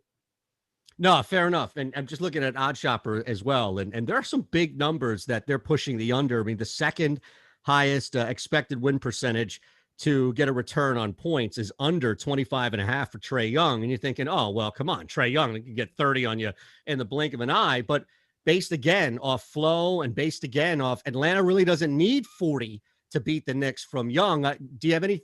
I would think under 25.5. It's not even juiced that way. Isn't that bad of a play? You can get it on Odd Shopper across the board. Of course, that's where we go for everything. But just to get your thoughts real quick on that prop alone, I get it that it's still somewhat of a low number for a guy like Young, but that's still a high number to get to in the playoffs. Yeah, it's let me pull up and see what did you say the line was? It's 25.5. Odd Shopper has it 25.5. And it's not even that juiced. I mean, there's one book specifically where you're going to get it at minus 110 at Odd Shopper. And we have it at a 71% X-win return rate there. So that's right below Ingles dropping 7.5. Not a lot of books will give you that with Ingles. So that's why I jumped on Young. It just seemed like it was not that high of a number to go under, despite it being probably a regular season number that you may smash. Yeah, I think it's close, but I would lean toward the under there. All right. Well, today's show, speaking of player props, sponsored by Monkey Knife Fight, and all player props contests. They're easy to play. They don't require the time commitment that the other DFS sites require in order for you to be competitive. Who doesn't like streamlined competition where you don't have to do the work? Monkey Knife Fight does it. You are in charge still. And whether you want to go with NBA, UFC, PGA, esports, soccer, Monkey Knife Fight has everything for you. And just head over to monkeyknifefight.com. Choose which game you want to jump in. Seems simple, right? The contest type, you're buying, you know this, you know the metrics of how to jump into a tournament. And then Monkey Knife Fight has an instant first match deposit, right? We're not going to tell you about something without giving you the opportunity to match a deposit. That's why being a part of the Awesemo community pays off. And just that, use Awesemo for your first match deposit bonus of up to $100. New users can take advantage of a free game to win $18. Just correctly set whether Trae Young has more or less than 26.5 points tonight. See, they bumped it up one. And Julius Randle has more or less than 23.5 points tonight. Set both correctly and you win. Look, if we're going to go under 25.5, we're definitely going to go under 26.5, right? Yeah, that's how it works, I think. Fair enough. Ja Morant was another guy, too, that was a pretty strong favorite on OddsShopper at 69% to go under 25.5. But still, he could drop 23 as he did last time and still get you over 50 points. So, again, this goes back to kind of a theme that you've had tonight, Adam, approaching the point guard position with some deeper options on here. Let's look at the slate in comparison to Ja Morant. Yeah, so I think Morant looks good just based on the playing time. You know, of course, the matchup is difficult, but he's averaging about 40.5 minutes per game in this series, 1.19 DraftKings points per minute. So he's still getting it done.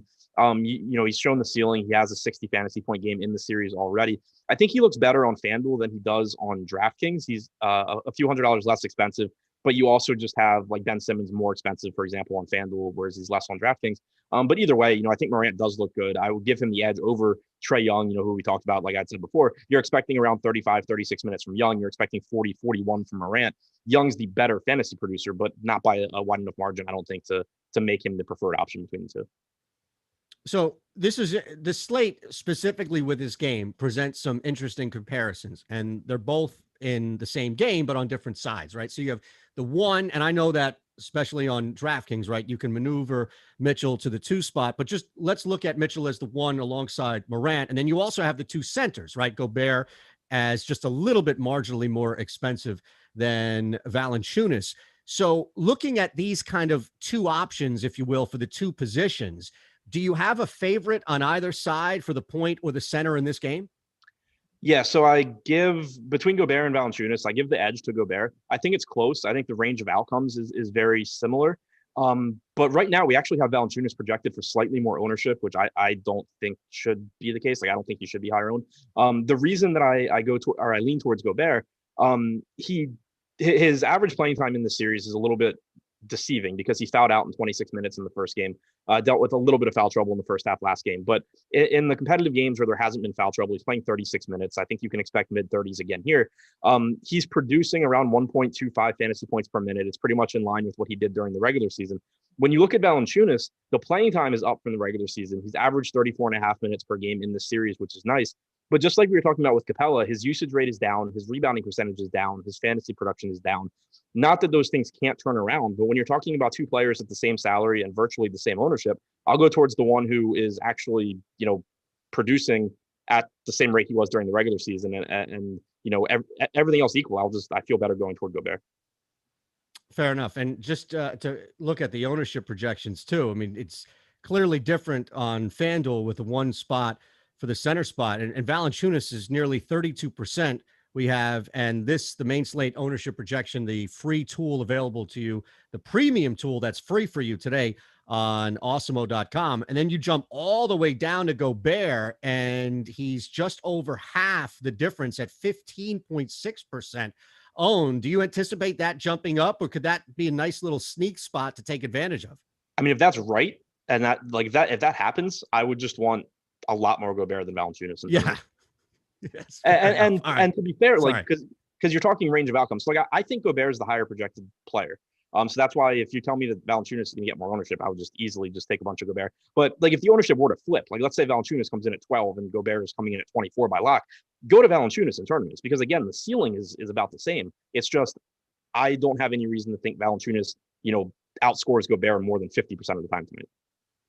All right, let's look at Memphis before we start going a little deeper with Utah, especially another guy, Mike Conley, at that point spot, but just kind of trying to find some deeper plays. I imagine that it's basically tiers, right? You've got Ja, you've got Chunas at the top, and then it drops to Dylan Brooks, and then you're trying to figure out where guys like Kyle Anderson and Jackson kind of fit in, maybe if there's a long shot at Grayson Allen. But do you kind of look at Dylan Brooks as maybe a notch above those other guys in a tier, or is that still trying to figure out maybe one or two of that group of four that you can work with?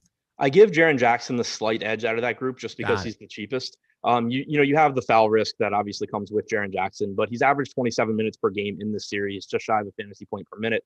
Going back to the start of last season, he's 1.08 DraftKings points per minute in games he has started. So I just think he's at a pretty favorable price point to, get 27, 28 minutes here. As far as Brooks and Anderson, I think that they're very close in terms of projection. On DraftKings, you can roster Brooks at shooting guard and small forward. On FanDuel, he's only a shooting guard. So he's actually, I think, a little bit more valuable on DraftKings because that small forward position is going to be pretty tough to fill unless you're using, Tobias Harris at it. But so I think they're similar. But again, on FanDuel, I think Kyle Anderson looks a little bit better. On DraftKings, I think Brooks looks a little bit better. Can you get to guys like Grayson or Bane or in that regard tonight at cheap options, like just over the 3K range on DK?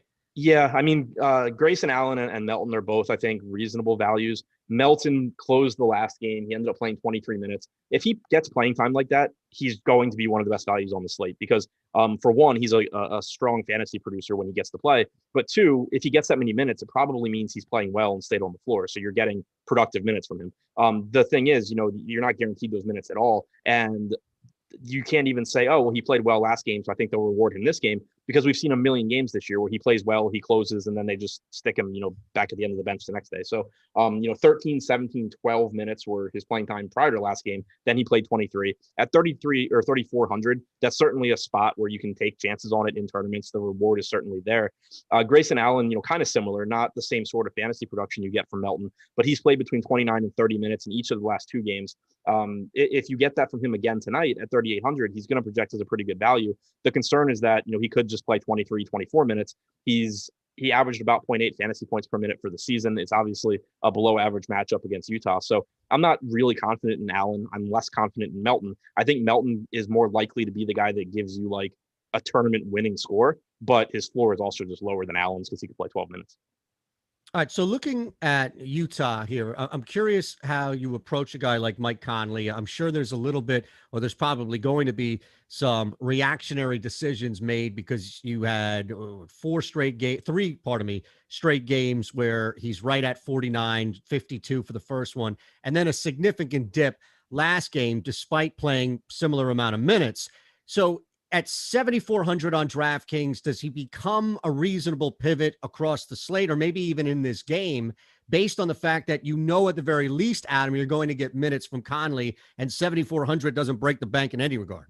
Yeah, I mean, he's projected for 6% ownership on DraftKings, so I think it's safe to say he's a good play in tournaments. Like, the concern I would have with Conley is it's not that he struggled last game. It's that Donovan Mitchell's playing more minutes, and naturally, The more minutes Donovan Mitchell plays, the less productive Conley's going to. The more minutes Conley will be playing with Mitchell, which in turn means the less productive you can expect Conley's minutes to be. But that being said, he still averaged 1.08 fantasy points per minute in the games he played with Donovan Mitchell this season. Even if you assume that comes down a little bit, if Donovan Mitchell plays more minutes than he averaged during the regular season, you're getting 34 minutes or so from Conley in most of these games. So I still think 7,400 for Conley is reasonable, but his price tag is increasing at a time when we're expecting his production to decrease as a result of Mitchell. So if his ownership were to come up between now and lock, I would lose interest pretty quickly. But at 6% on a 4-game slate, someone that clearly gives you 40 plus fantasy point upside is still worth a look. Yeah, and I think just to go back to what we were talking about with Donovan Mitchell in comparison to John Morant, you just look at Mitchell in comparison to the slate. again, we're back to a guy who you can definitely move around as far as a DK to the 2. So that's maneuverable by all means. But when you just look at him in comparison to the rest of the point slate, this again has to be a really good sign, at least for people who are backing Mitchell, getting to him in their lineups, that the minutes are increasing. And we're pretty much at a point right now talking about Mitchell where it was pre-injury. Yeah, I love Mitchell here because I don't think that his salary is increased to where it will be. Like if Utah advances and gets deeper into the postseason, you're not going to be seeing an 8K Donovan Mitchell much longer. He played 26 minutes his first game back, followed it up with 30, followed it up with almost 35. I feel pretty comfortable projecting at least 35 here, and it wouldn't be surprising if you saw him get to that 37, 38, 39 minutes that you would expect from the star guard on most playoff teams. He's got a 40% usage rate in this series. This is someone that's averaged over 1.3 DraftKings points per minute, both in the series and in the regular season. He's going to have Dylan Brooks chasing him around the floor all game and making life difficult. But Mitchell's a good scorer. He's going to take a lot of shots, and you're just getting someone who is whereas like Mike Conley's price now has risen as a result of his recent play. Mitchell's is still depressed because of his recent injury. It just hasn't come back to where you would expect it to be in the playoffs. You riding the Royce O'Neal train? Cash money, Adam. Yeah, had him last game. It went well. Don't think I'll get there today. The biggest reason being Rui. I just so you have Rui Hachimura, you have Batum, you have Marcus Morris, all at cheaper prices at power forward. That's going to make it tough to get to O'Neal. He's still going to play, 33, 34 minutes. He's going to get like 0.8 fantasy points per minute. He's going to be incredibly frustrating if you're watching the game, hoping to see him score fantasy points, because it kind of just involves, him getting steals and rebounds bouncing to him and stuff like that. But it's still a reasonable value. But I think on this particular slate, he comes in behind several these other guys. Yeah, and I mean, he's bumped up now to over 5K, so the secret's out. Right? Yeah, it's kind of, you're at a spot with O'Neal where it's a lot easier to see how you pay $5,100 for him and he hurts you than it is to see how you say, oh, damn, I needed $5,100 Royce O'Neal. 5,200. That's Joe Ingles on DraftKings. And I go back to the point you made about the concern you have with Mike Conley. And again, it's just the vacuum that is Donovan Mitchell, the minutes, the usage. Joe Ingles at 5,200, Adam, may seem like, at least on the surface, like it's just not worth it to spend that money on the return that you're probably going to get.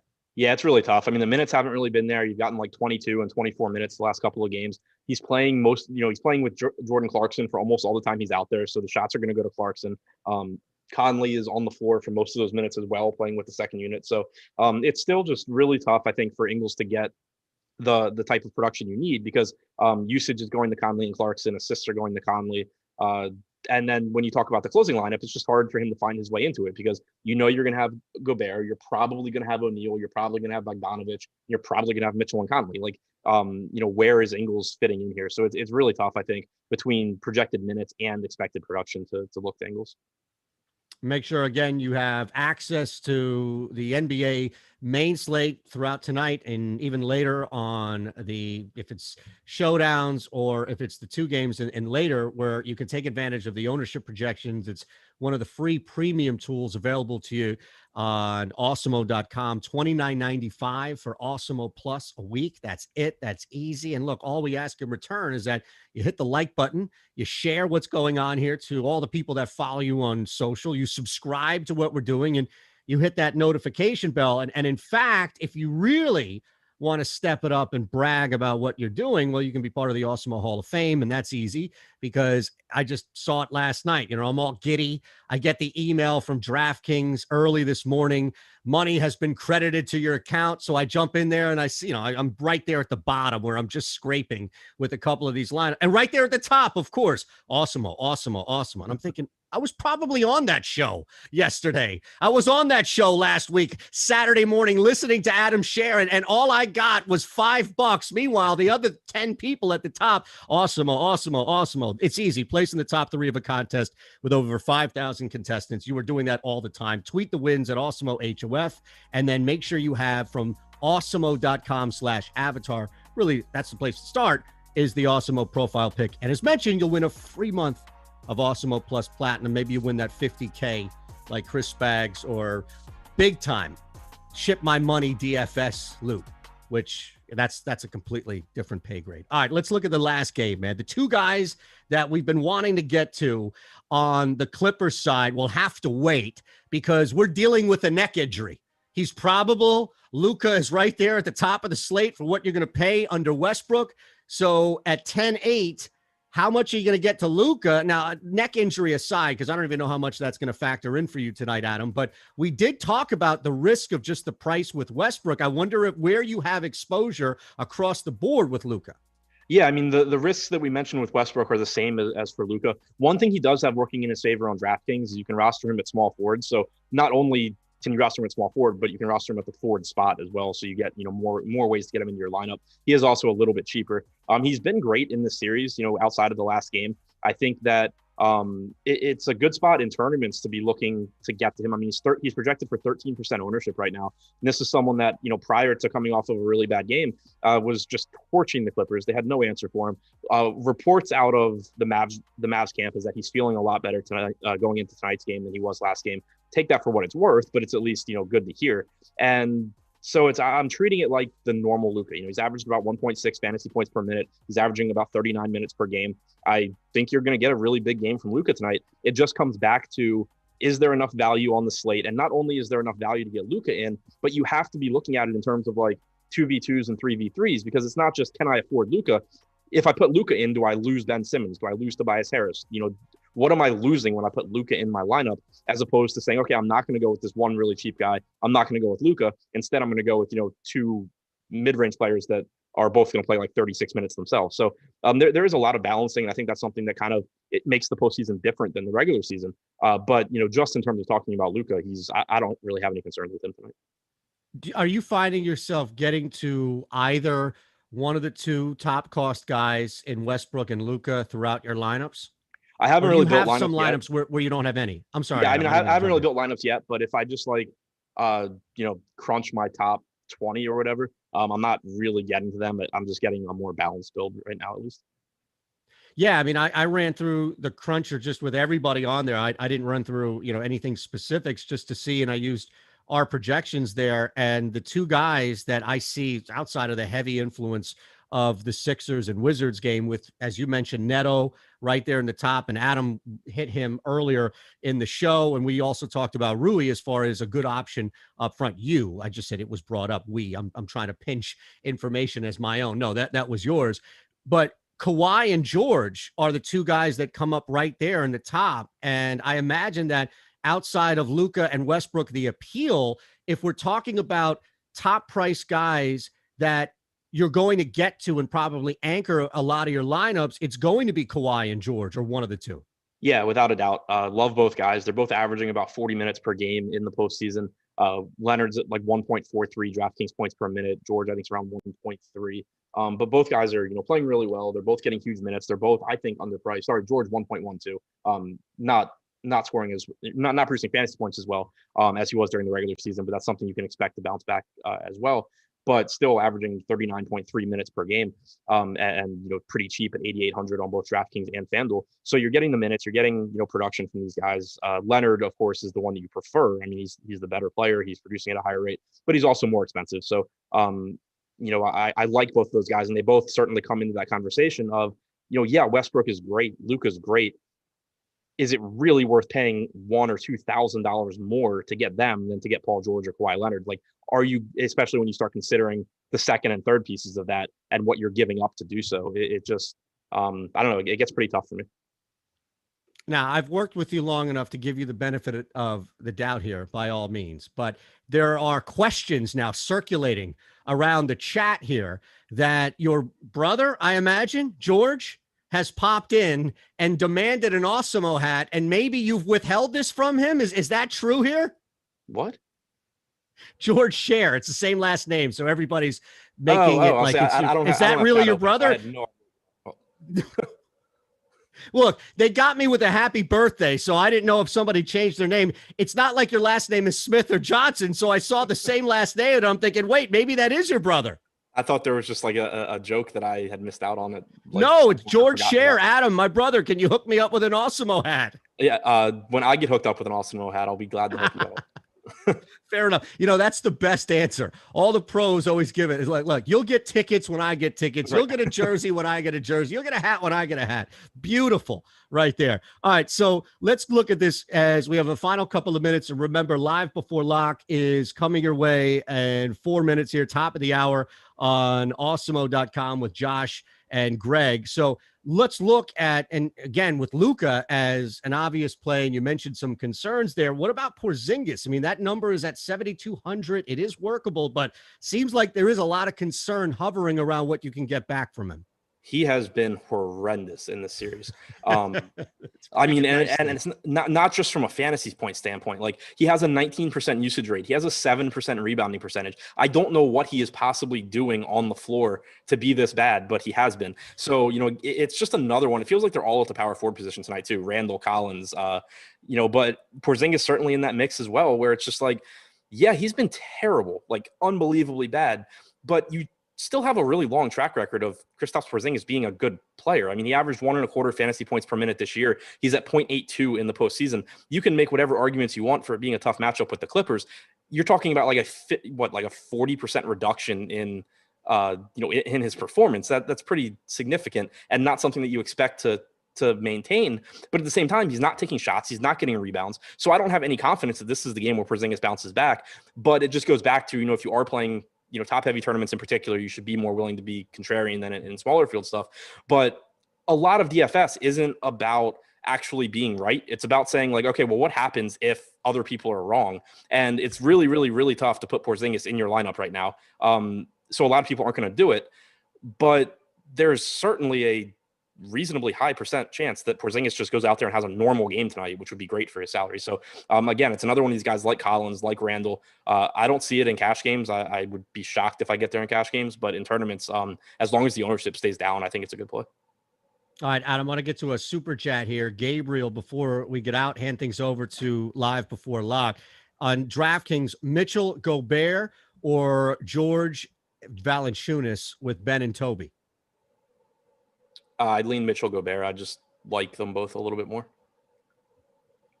Yeah, I think from what you've said, as far as Gobert, especially being that play, and then just trying to update the ownership to see if that changed significantly, right? Because as we mentioned earlier, the ownership for Gobert was significantly lower on Fanduel, and rightfully so. Now he's moved up. No, actually, no, he's still the same. We still have him just under 14%. So, well, another hour, right, before everything locks in, but that might be worth it. On the way out here, can we get deeper? You mentioned Morris earlier as a good option, 4,600 on DraftKings. Is there anyone alongside him in kind of that high 4K to maybe high 3K range that you like, that you can play and really get a good return? I think all three of the other starters on the Clippers are reasonable values here. Reggie Jackson started the last couple of games. He's played about 34 minutes and about 35 minutes. He's around a 0.8 fantasy point per minute guy when he starts with George and Leonard, which at that salary is going to get it done for you. Nick Batum, I think, will be really popular tonight. I think at 4,300 on DraftKings, he looks good. He played 36 minutes last game in his first start of the series, lost about 4 minutes to garbage time. Granted, maybe he doesn't play that many minutes tonight, but I don't think you really need him to at this salary. And if he does, he's going to be someone that you really want in your lineup. And then Marcus Morris, I'm interested in, because while I think a lot of people will go to Batum coming off of that game, you haven't really gotten a big game from Marcus Morris yet. But he lost about 3 or 4 minutes to garbage time last game. He lost 3 minutes at the end of the first half to foul trouble. And one thing that stands out with these small lineups for the Clippers, in the first 2 games of this series, Marcus Morris averaged about 5 rebound chances per 36 minutes. In the 2 games since, the game where Zubats was benched at halftime, barely played in the first half, and then the game where Zubats didn't start, Morris has averaged 9.7 rebound chances per game. So you've seen his rebound chances almost double. It's a spot where at his salary, I think getting in there before you see the 15-point, 10 rebound double-double from Marcus Morris show up is a pretty good spot to be in. You taking the points? 6.5. It's a little juicy. You got that hook. Come on, Adam. On the Clippers? The Wizards. I'm sorry. Yeah, I should have made it clear. As we're ending, I wanted to go back to the one at least that you and I are going to watch every second of. Yeah, I mean, I'm not betting the game, but I would take the Wizards. Oh, you're not betting the game, but you take the Wizards. That's a cop-out and a half. Yeah, I mean, I don't bet sports, and I sure as hell don't bet on the teams I like. Fair enough. You know what? Nobody can argue with that mantra. You're winning in DFS, so look, you're definitely doing something right. Appreciate you again. Adam is on Twitter at ShipMyMoney DFS. Thanks to Jordan. Let's go Thibault in the house. Thanks to everybody else out there as well on the Awesemo community. We appreciate the likes, the shares, the subscriptions, the notification bell so you don't miss stuff, especially like Live Before Lock with Josh and Greg coming up right now.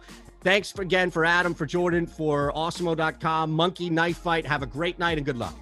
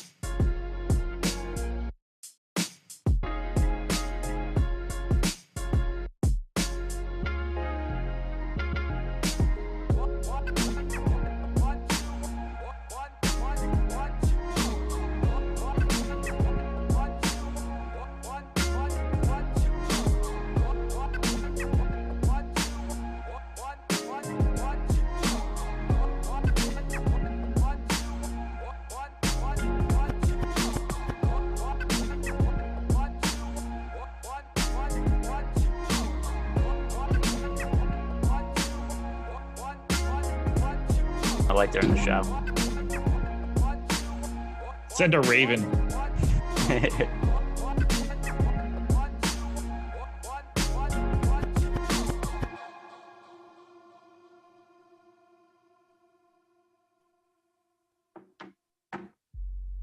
And we are live. Welcome to NBA Live Before Lock. It is Wednesday, June 2nd. I am Josh Engleman. I am joined by Greg Ehrenberg. We are brought to you by Monkey Knife Fight.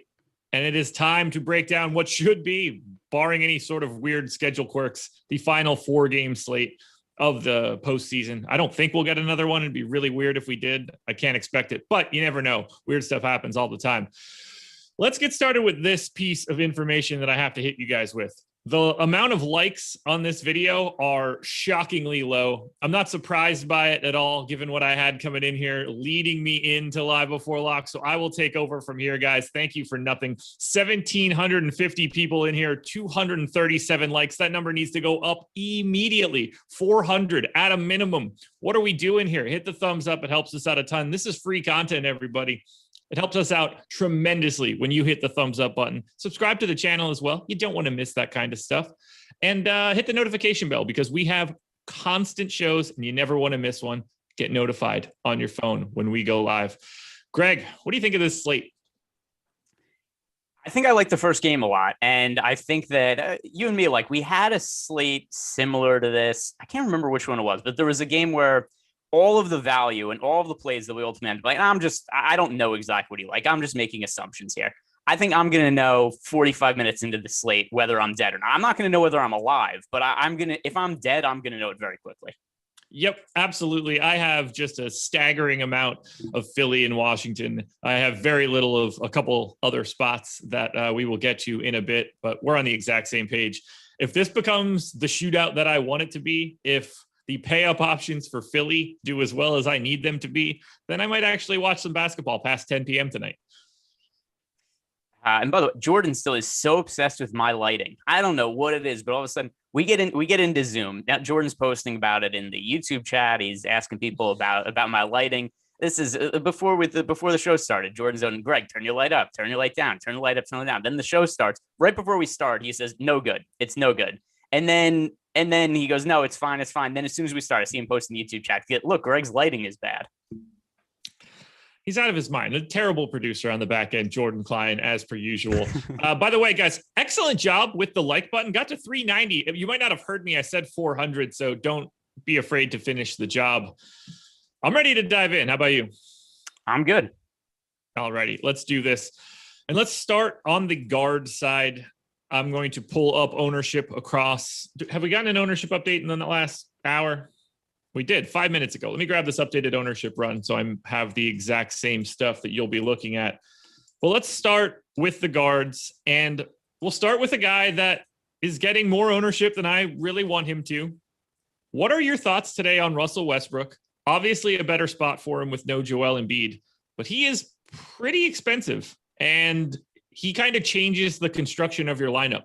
What are you doing with Russ today? Yeah, so here, the one thing about this slate compared to the other slate we had to consider Russell Westbrook, he's a little easier to get to just because we have so much value available to us. And on paper, he's a better play because there's no Joel Embiid guarding the paint. So if you look at what happened in Russell Westbrook's last game, there's a couple reasons why I think that we were off on him. Number one, he ended up being less popular than thought he was going to be. And then number two, we didn't know that Joel Embiid was going to get hurt 10 minutes into the game. And then all of a sudden, there was going to be like Mike Scott defending the paint. So I still think overall Westbrook is the best pay-up option. It's maybe not super easy to get to him as it would have been in the regular season, but I don't find it too problematic. So I'm slightly overweight to him right now. Oh, okay. I'm going to a little bit more than the field on Luka in lieu of Russ. That's sort of just been my stance for a while now. Plus, you get the extra $600 in savings. So I am coming in light on Russ. Who are some of the other guards that you're getting to that you're coming in heavy on? Before we get past this, I want to talk about Luka versus Russ. Sure. I downgraded Luka because of concerns about his health. After seeing how he looked last game, and he has the cervical injury, which for those of you who are not doctors, such as Josh and myself, that is a neck injury. And to me, he looked fairly limited in the Mavericks last game. I really thought it hampered him, and it was enough for me to slightly bump down Luka Doncic.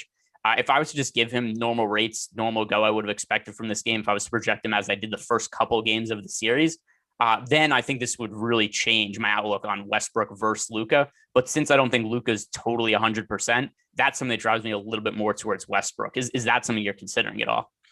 No, I don't have all that much Luka. Like as of right now, I'm sitting at 21%. We've got him projected at 17. So it's he's not a guy that I'm getting a heavy stance on. I'm mostly just, I see this 8K to 9K range as so valuable on today's slate that I'm not really getting to much Russ. And in all honesty, I'm not really getting to all that much Luka. The bulk of my exposure is in other places. So in between, if we're talking about both of them, I'm really just sort of meh to either guy. I am a little concerned about his health, but I don't really know what I can do with that. Yeah, it was enough for me. I just gave him, instead of expecting like Luka just plays full, I mean, still obviously full minutes, but not full playoff minutes. I didn't expect from him. And that was also just me intentionally trying to not get as much exposure to him. Fair. Guards. Seth Curry, Ben Simmons, like anybody who's on the Sixers for the most part. But the primary options at guard for me, it's Ben Simmons and Seth Curry. I agree, but I have an additional one that's not picking up as much ownership as I was expecting, and I want to get your thoughts. What are you doing with Ja Morant? 8,600 on DraftKings today. projected for sub 20% ownership. To me, his minutes are more set in stone than basically anybody on the entire slate, except for probably Russ, who's going to just be a crazy person. I've got Morant in for 40 minutes. I think it's possible he plays more than that. I feel like people are sleeping on him a bit. Yeah, I mean, if you look at his minutes for the series, 43 and a half, 40, 43 and a half. Those are the last 3 games. So for sure, I think that he's going to play a massive amount of minutes.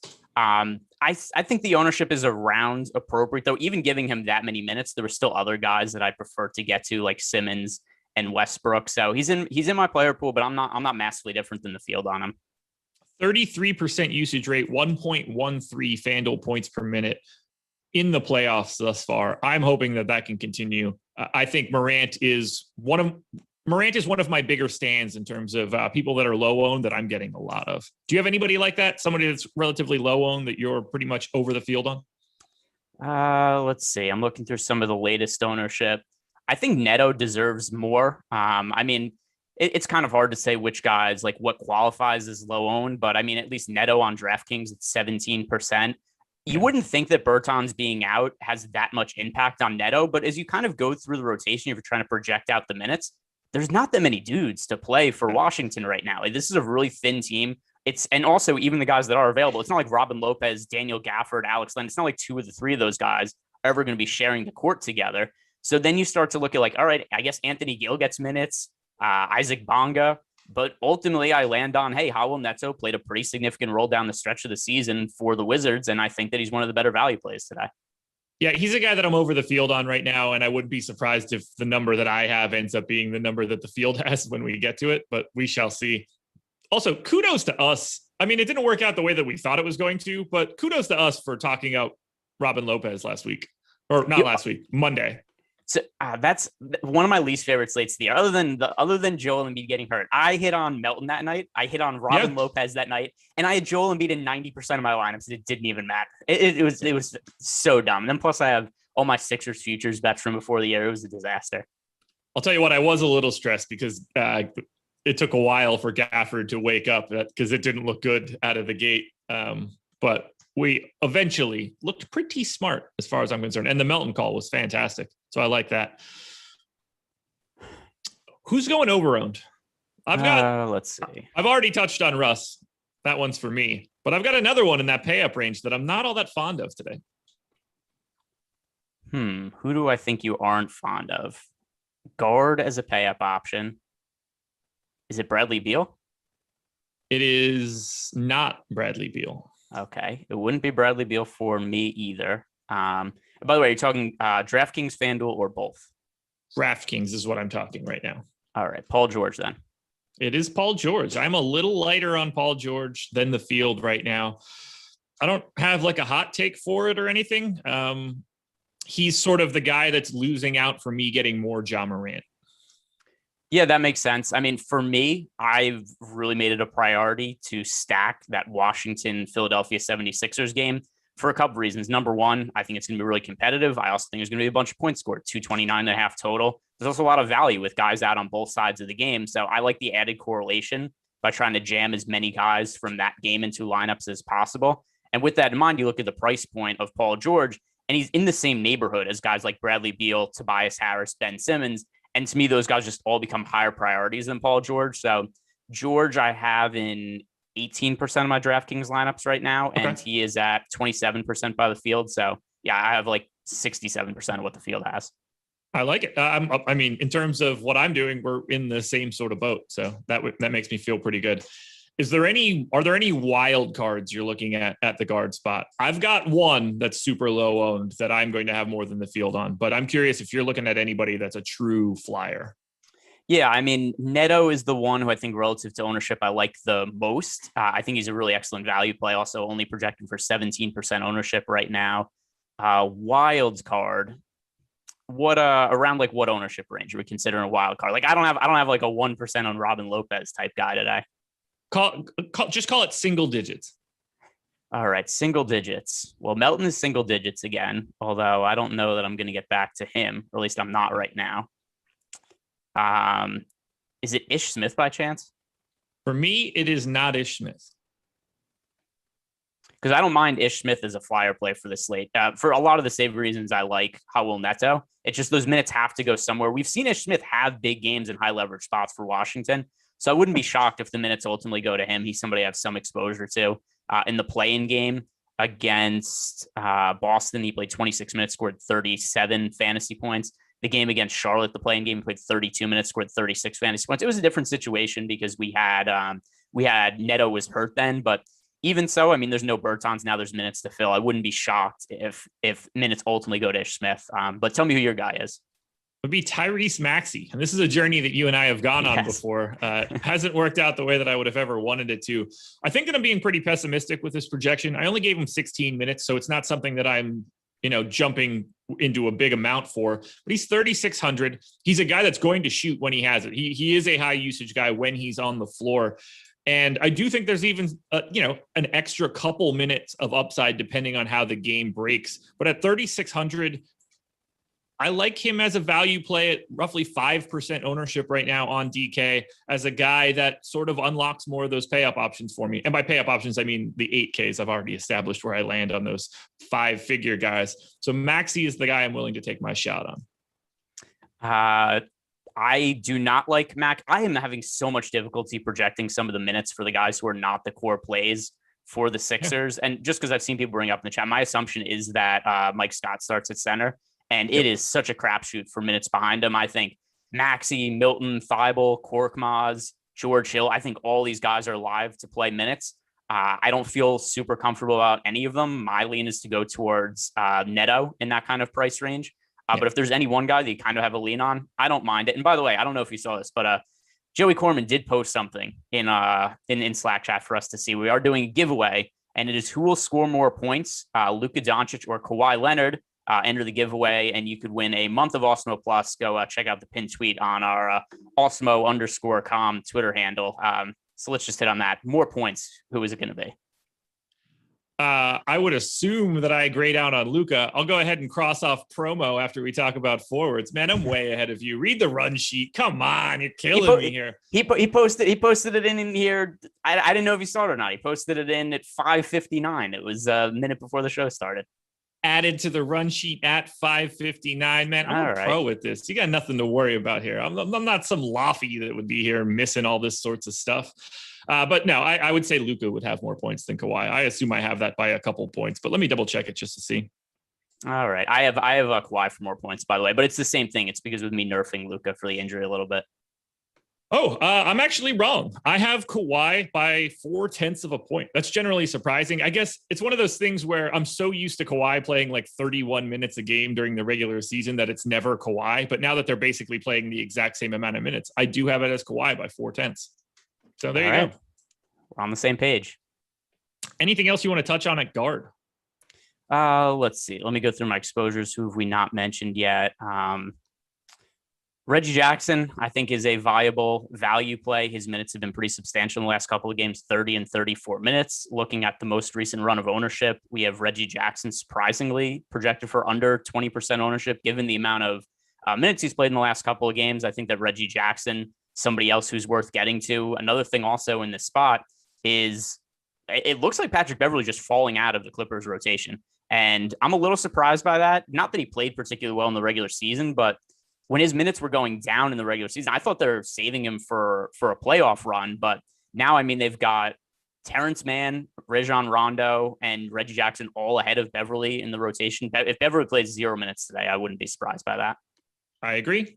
Nothing to add there. Let's hit on 2 quick super chats before we keep it moving. Brad Kaufman had the question, Randle or Harris on DK. By the way, I built a tool for this sort of information where I quickly sim like 1,000 times. I can do 1v1s, 2v2s, 3v3s, 4v4s, up to 4 of each. So we can get kind of wild with this as we get to the end of it. I needed something so that I could answer these questions with some sort of actual value.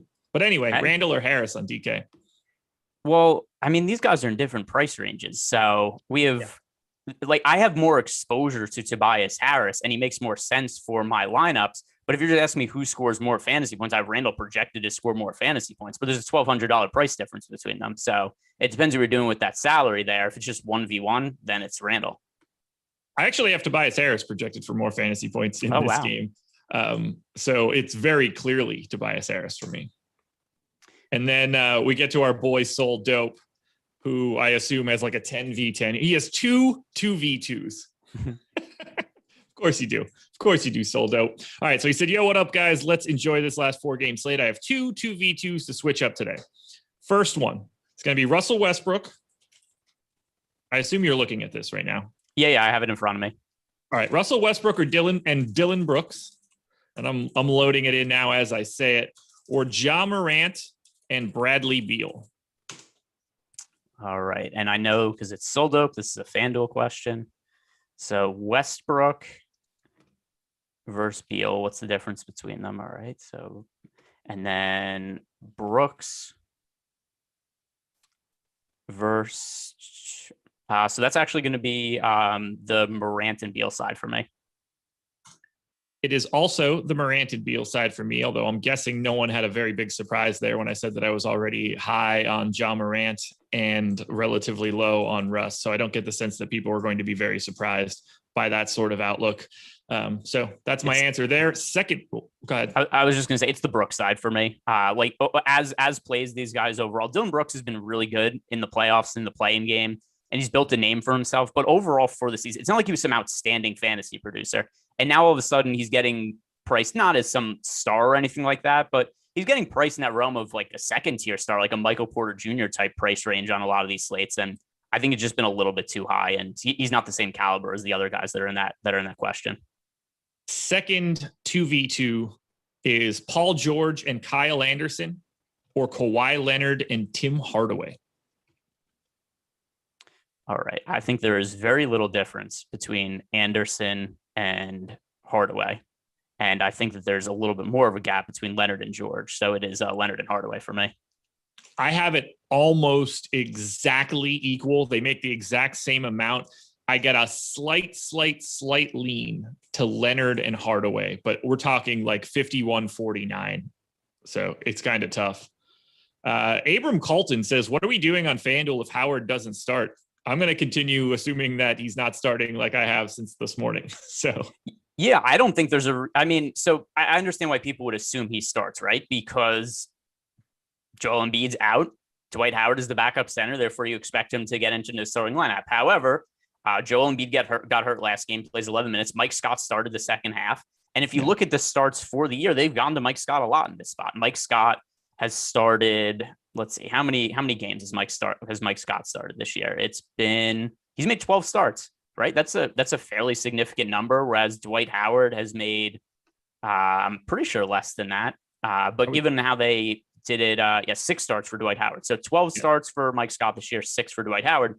I think it's going to be Mike Scott. Dwight Howard to me is still the better fantasy play. As for the minutes, I am super concerned here because I could see this going one of a couple ways. If Dwight Howard scores 40 fantasy points tonight, I am not surprised. If Dwight Howard goes out and plays 12 minutes and scores 12 fantasy points, I am not surprised. I have no clue what the Sixers are planning on doing. And how they handled their rotation after Embiid got hurt last game was frankly a little concerning. I don't have anything to add to that. I'm assuming that it's Mike Scott. I wouldn't be shocked at all if it ended up being Dwight. It's probably not going to change anything for me, even if it is.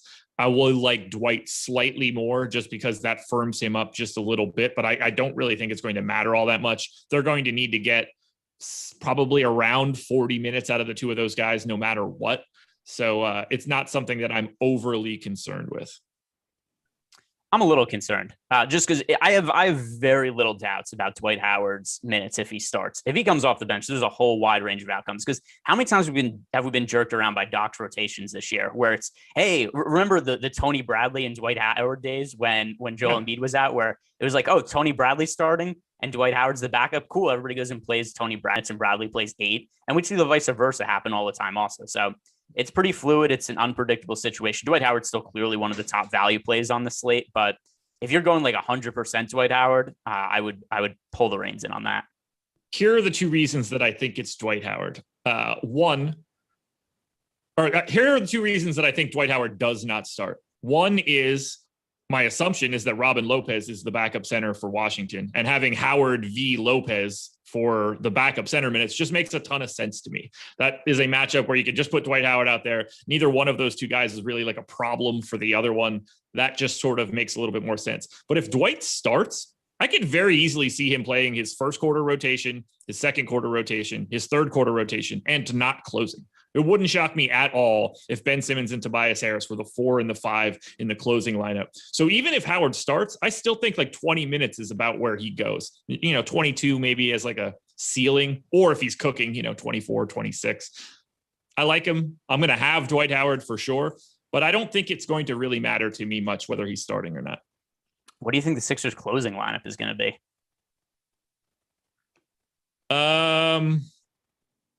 So obviously Ben Simmons, Tobias Harris, probably Seth Curry, Danny Green, George Hill. Yeah, that'd be crazy. I think also. That's what I think they're going to do. It's also going to depend on game script. If I think if they're up by a lot, then I think they're more likely to have Dwight Howard in to defend the paint. If it's a close game, then I think it also becomes a little bit of a crapshoot. If they are down, it's going to be shooting on the court. I agree. I think Harris, Simmons, Curry, Green are essentially set in stone. The fifth guy is probably going to get rotated through if it actually is that close. Yeah, we got more super chat. Oh, go ahead. I was just going to say. I was going to say there's a good chance it's hot hand also. Yep. Abram Colton with another super chat. FanDuel single entry GPP in high stakes. So that gives us a little bit of a lean in terms of what kind of ownership we would be expecting. It's a 3v3. So Ja Morant, Tim Hardaway, and Danny Green, I'm guessing. Yeah. So many greens. Or Derrick Rose, Seth Curry, and Bogdan Bogdanovic. There we go. We got the right Bogdan Bogdanovic. He even put Atlanta next to it. So look at that. He said everything across the board for you.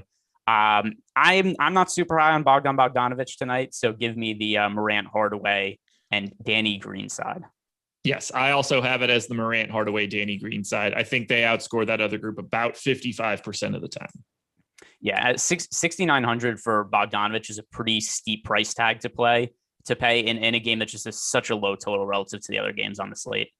Super chats are coming in fast and furious. Ryan says, "Hi guys, got a badge. Can I play Dorian Finney-Smith or DeAndre Hunter and or in 50-50s? Last man in, new to cash."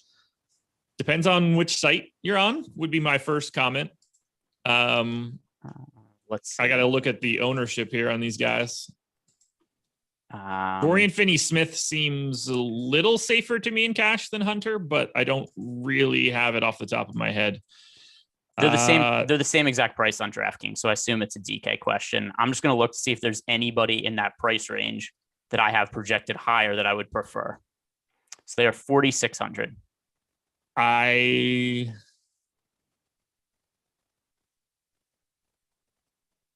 That looks fine to me. I mean, like if you can go to Rui, if that position works, then Rui is a better option than both of those guys, slightly more expensive. Yeah, agreed. If it's small forward specific, I prefer to get to Danny Green also, if that salary works. By the way, they're only $100 separated at small forward on FanDuel, at which point the small forward position on FanDuel in a cash game is pretty tough to nail down. What about, would you rather get to, let's see, who were the two guys they said? I prefer Marcus Morris actually to Finney-Smith or Hunter on DraftKings. I have them all as what amounts to the exact same play. So yeah, it's close for me, but that would be my slight lean there. If we're talking FanDuel, I mean, if dropping down to 43, if this is a DraftKings question, $4,300 Batum is the actual answer. Yeah, that's true. Also, Batum from a cash perspective. Yeah, considering the ownership, these guys also, I have them all projected within a fantasy point of each other. But Batum does have the most ownership. It's a tricky question. Back to Soul Dope once again into another 2v2. Soul Dope, man, you should just give me your login. Save some time here. Bradley Beal and Bojan Bogdanovic. Yeah, this is happening. I didn't realize till right now that they're both on the slate. I think they do just to mess with you. It's really irritating, if I'm going to be perfectly honest with you. Paul George and Kyle Anderson. It's ever since you had that one day where you got upset because people were confusing the two. They've only played games on the same days. Yeah. My answer to your question, Soul Dope, would be Paul George and Kyle Anderson. That is also my lean. Although, even though they are different last names, I do not like Bojan or Bogdan Bogdanovic's plays today. I will say this much, though. Paul George and Kyle Anderson are going to outscore them more frequently. Bradley Beal and Bojan Bogdanovic are a more efficient pair. They are $800 cheaper. If you had Carlos Manzo, this is a good question. If you had to lock two players in at 100%, who would that be? Let's see. If I had to lock two players, which site also? No idea. I'm just going to go with DraftKings until I'm told otherwise. All right, I'll do it for both sites and think about this. So for DraftKings, if I had to lock in two players, it would probably be Tobias Harris and Ben Simmons. That would be my two. If it was FanDuel, it would be Tobias Harris and Ben Simmons. Works for me. Finally, Brad Kaufman, any player under 4,500 on DK, last player in. He was thinking about going to Melton, but he doesn't want to based on the last game. So who is your favorite sub $4,500 play on DraftKings? Dwight Howard.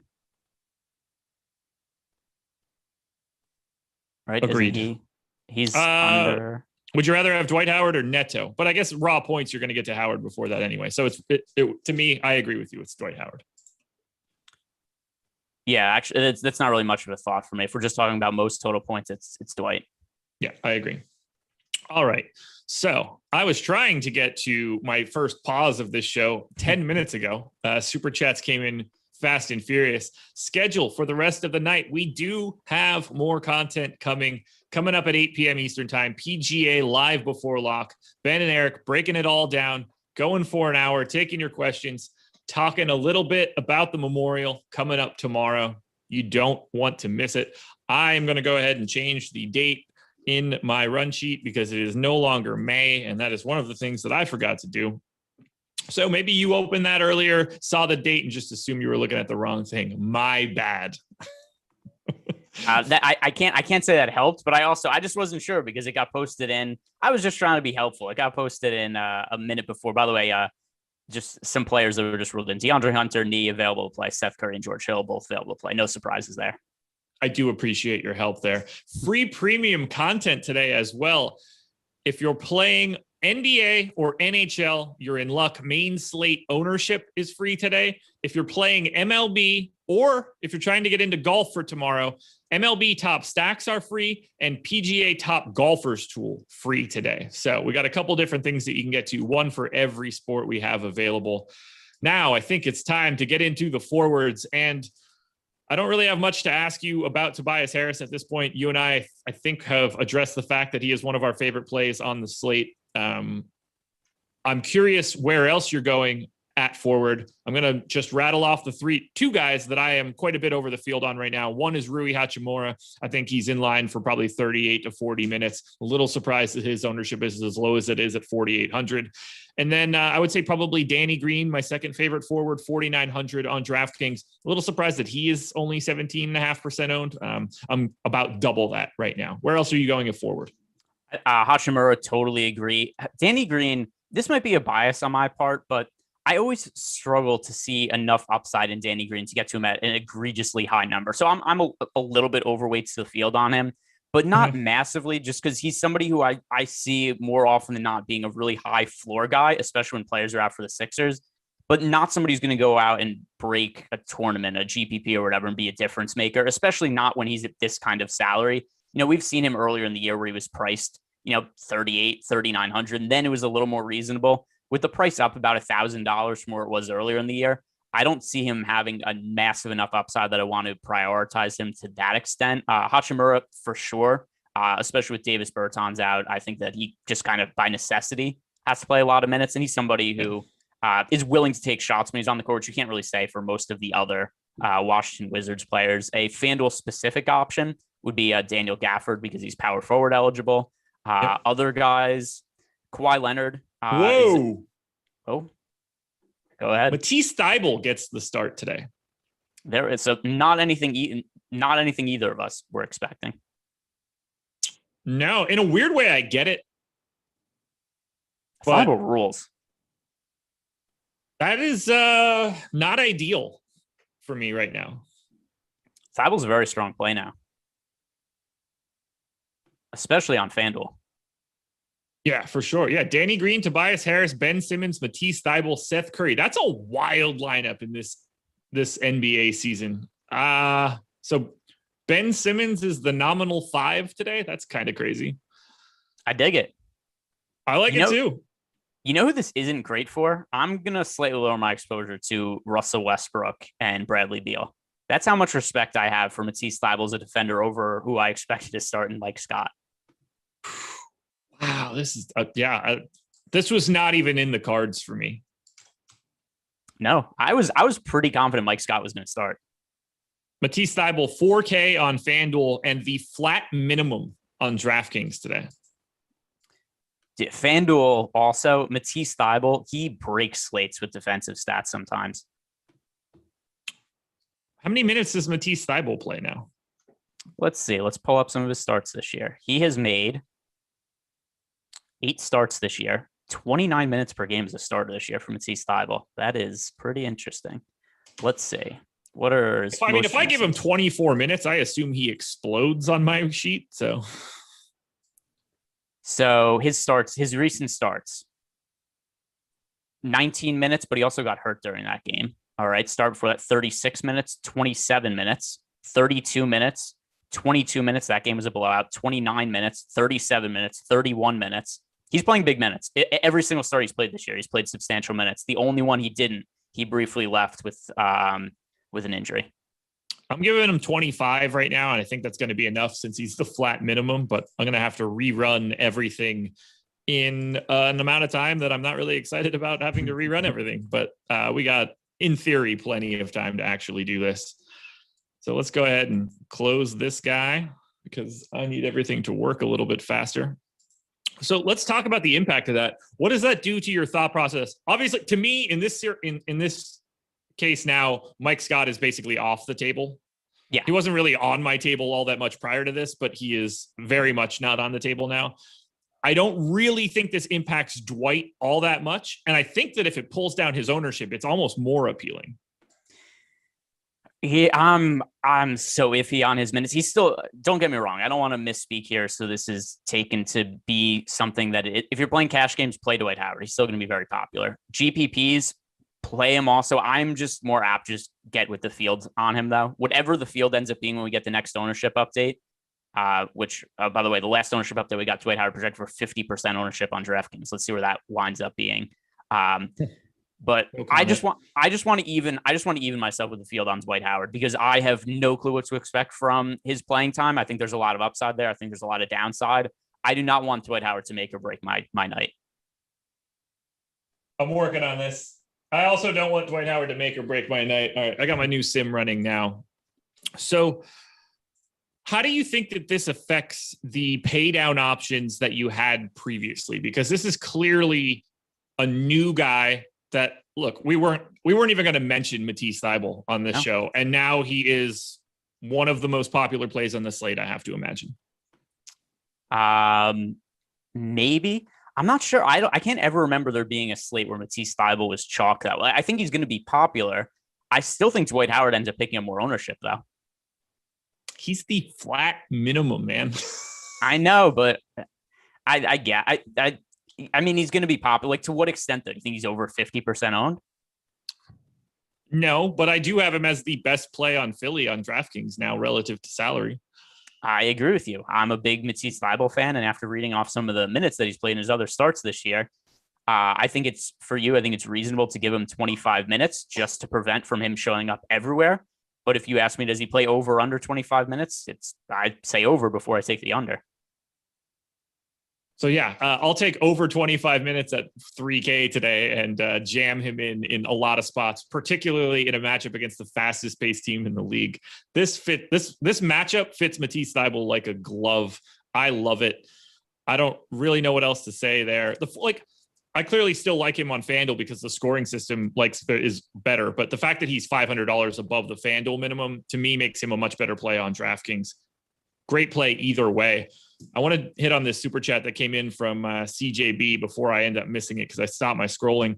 It's a Yahoo question. Apparently the pricing is the same here. So, just think about these guys, generally speaking. Ben Simmons and Batum or Ja Morant and Danny Green? Simmons and Batum all right. Let's see. Batum versus Green. That's very even for me. Simmons versus so it's going to be the Simmons and Batum side. Yeah, I actually agree with you on that one. Now I do. I think this is a great spot for Simmons now, oddly enough. I like Simmons a lot anyway, so it's not something that materially changes him for me. But actually, I want to circle back on something before. Somebody before said if you had to lock in 2 plays, who would they be? Matisse Thybulle is one of them now. Yes, I agree. Absolutely. I would say that I'd be more likely, at least on DraftKings, I'd be more likely to lock Thybulle and Tobias Harris. And that is not an indictment on Ben Simmons at all. Tobias Harris is $300 cheaper, and I have them projected for almost the same projection. Yeah, I think it would be really close. I would actually just say you could reasonably lock in all 3, but yeah, Harris is a little bit higher of a priority play for me than Simmons. Any other forwards you want to touch on? Trying to bring it back. We have 18 minutes to go until lock. So I was about to mention him before, and then we kind of got caught in the news, but I was going to say Kawhi Leonard. Now spending up for players becomes a lot more viable. We just got to have a guy at the flat min on DraftKings, a really cheap small forward on FanDuel now. That becomes a really strong option.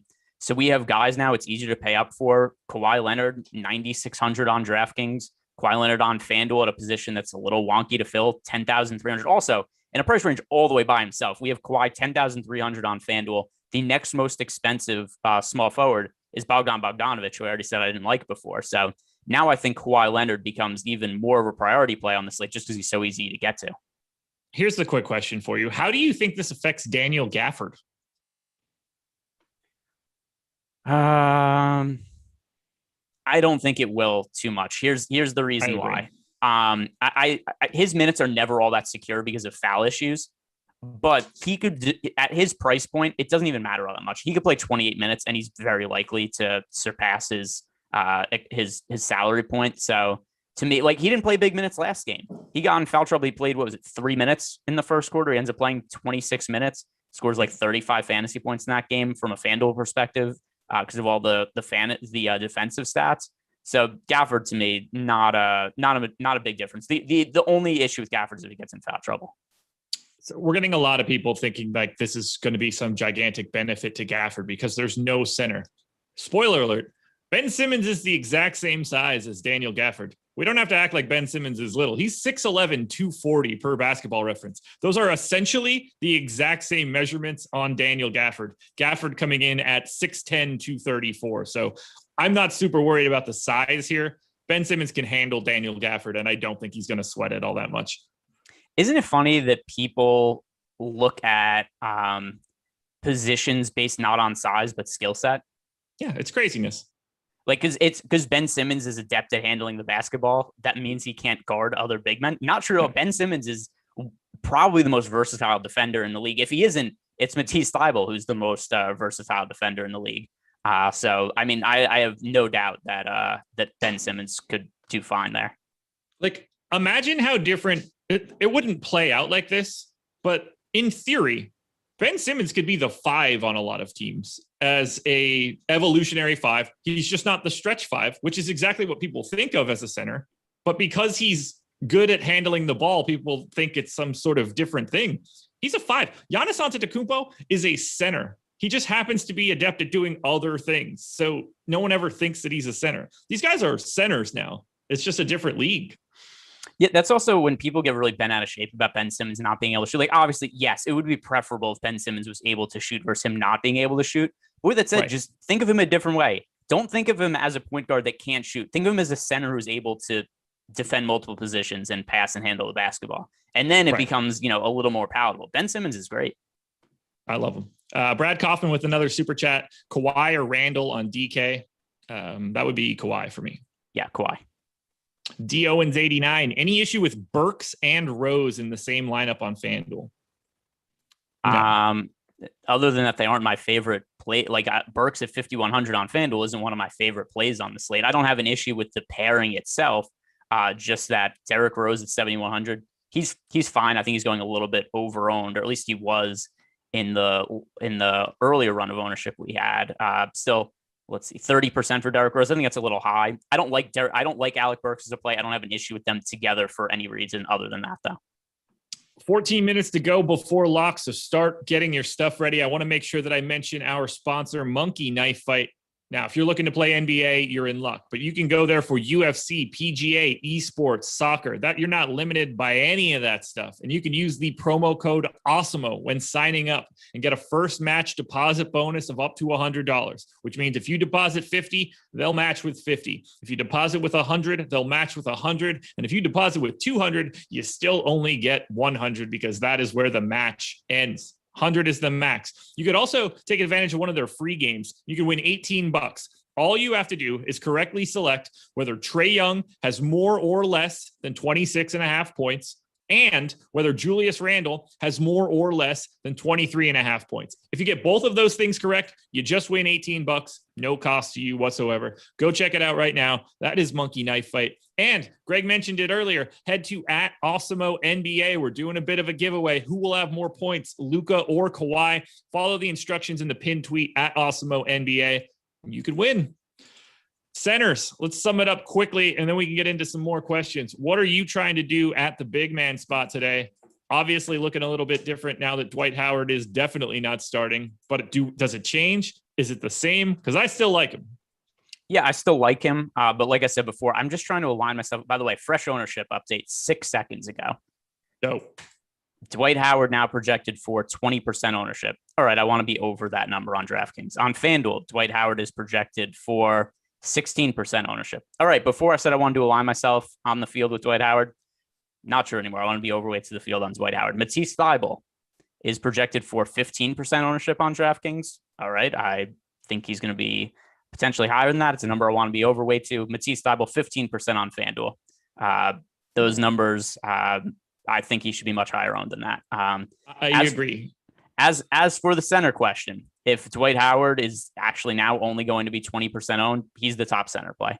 I was concerned about the ownership when he was 50%, but if he's 20, that's not an issue. So ownership looks flat again to me. We've also got Gafford at 21%. I want to be north of that number as well. What did we switch Thybulle's minutes to? We gave him 27.5 minutes. Look, I think that everyone should assume that Matisse Thybulle is twice as owned as what we're showing right now, and I still like him at that number. Yeah, I think Thybulle is the overall best play on the slate. If you're enjoying this show so far, everybody, we've got 12 minutes to go. Please hit that like button. We are now north of 500 likes. I see 600 in the crosshairs, which means you guys that are watching live before lock, all 2,150 of you, are doing a lot of the heavy lifting on the like button here. So we appreciate it. Helps us out a ton. Soul Dope coming back in again. Just Soul Dope. You should just enter more contests with all of the money you give us, but I appreciate it nonetheless. Howard versus Gibson on FanDuel. That is Dwight Howard. Yeah, Taj Gibson. So by the way, this nonsensical center rotation for the Knicks that's impossible to predict. The Sixers are in somewhat of a similar situation today where we don't know who's going to play the center minutes. But with that said, Dwight Howard is such a better fantasy producer than Taj Gibson that it's Dwight Howard. Apparently, Rob doesn't think that Thybulle is the best play. Okay. I mean, what if he thinks he's the second best play? I'm not going to argue with him. If he thinks he's a bad play, then I'm going to disagree. We got hit with the old crying, laughing face. Hey, the dude's min price on DraftKings today. The flat min, 3,000.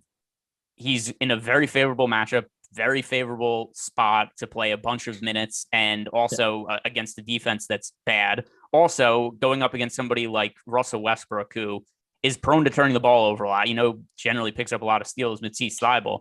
Here's Thybulle's numbers as a starter this year: 29 minutes per game, 20.72 DraftKings points. All right, if he goes out and scores 20 fantasy points at min price, that's a great play, and it enables you to pay up for all the other stars we have on the slate. So I'm not saying Matisse Thybulle raw point scores the most fantasy points of the day. I think that on a points per dollar basis, he's very strong and is unlikely to fail. I would agree with you. And I don't have anything to add because you hit everything on the head. All signs point to that being fantastic. And if he gets the 27.5 minutes that we're projecting, I like him even more than I currently like him. Yeah. I can't like him more. It's not possible.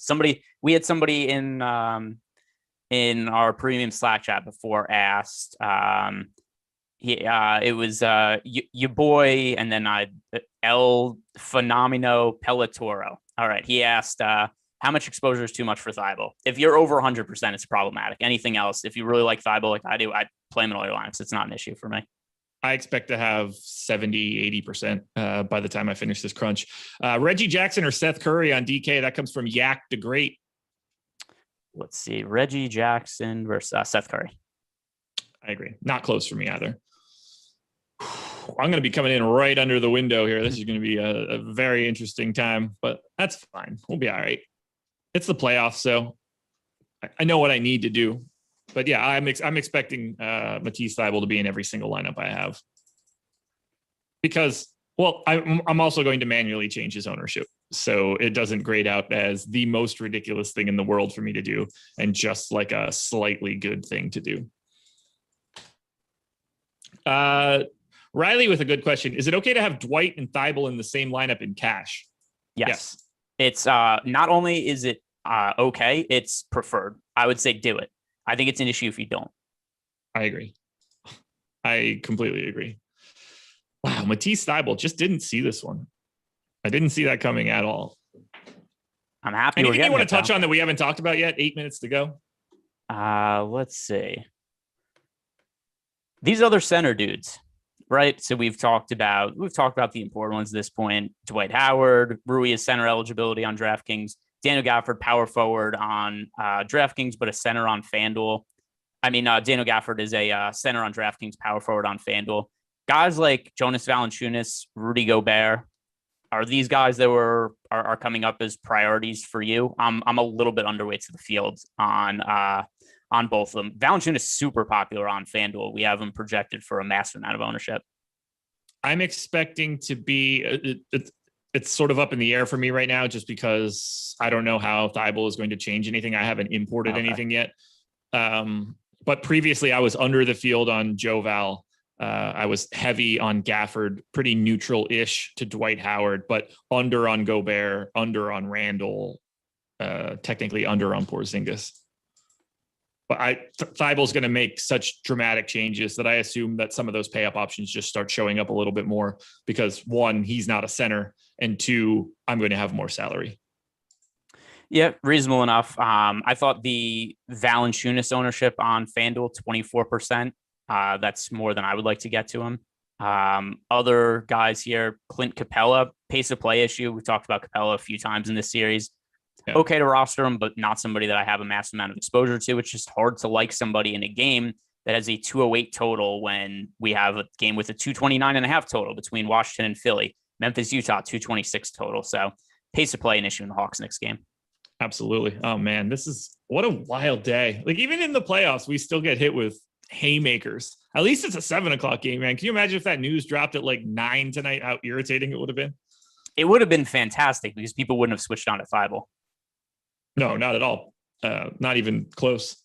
Let's see. We've got 6 minutes to go. I am almost at 1,000 lineups crunched. We got another ownership update. Thybulle now up to 26.5%. So we're creeping up towards correct, which makes me feel a little bit better. That also doesn't change anything for me, and firms out. Dwight Howard back to 38 now. So we're yo-yoing a bit, but I think that both of those numbers are significantly more accurate than they were in the previous update. I expect Thybulle to still be higher than that number, though. And also that gets back to, so earlier when we were asked the cash question, Dwight Howard and Thibault together.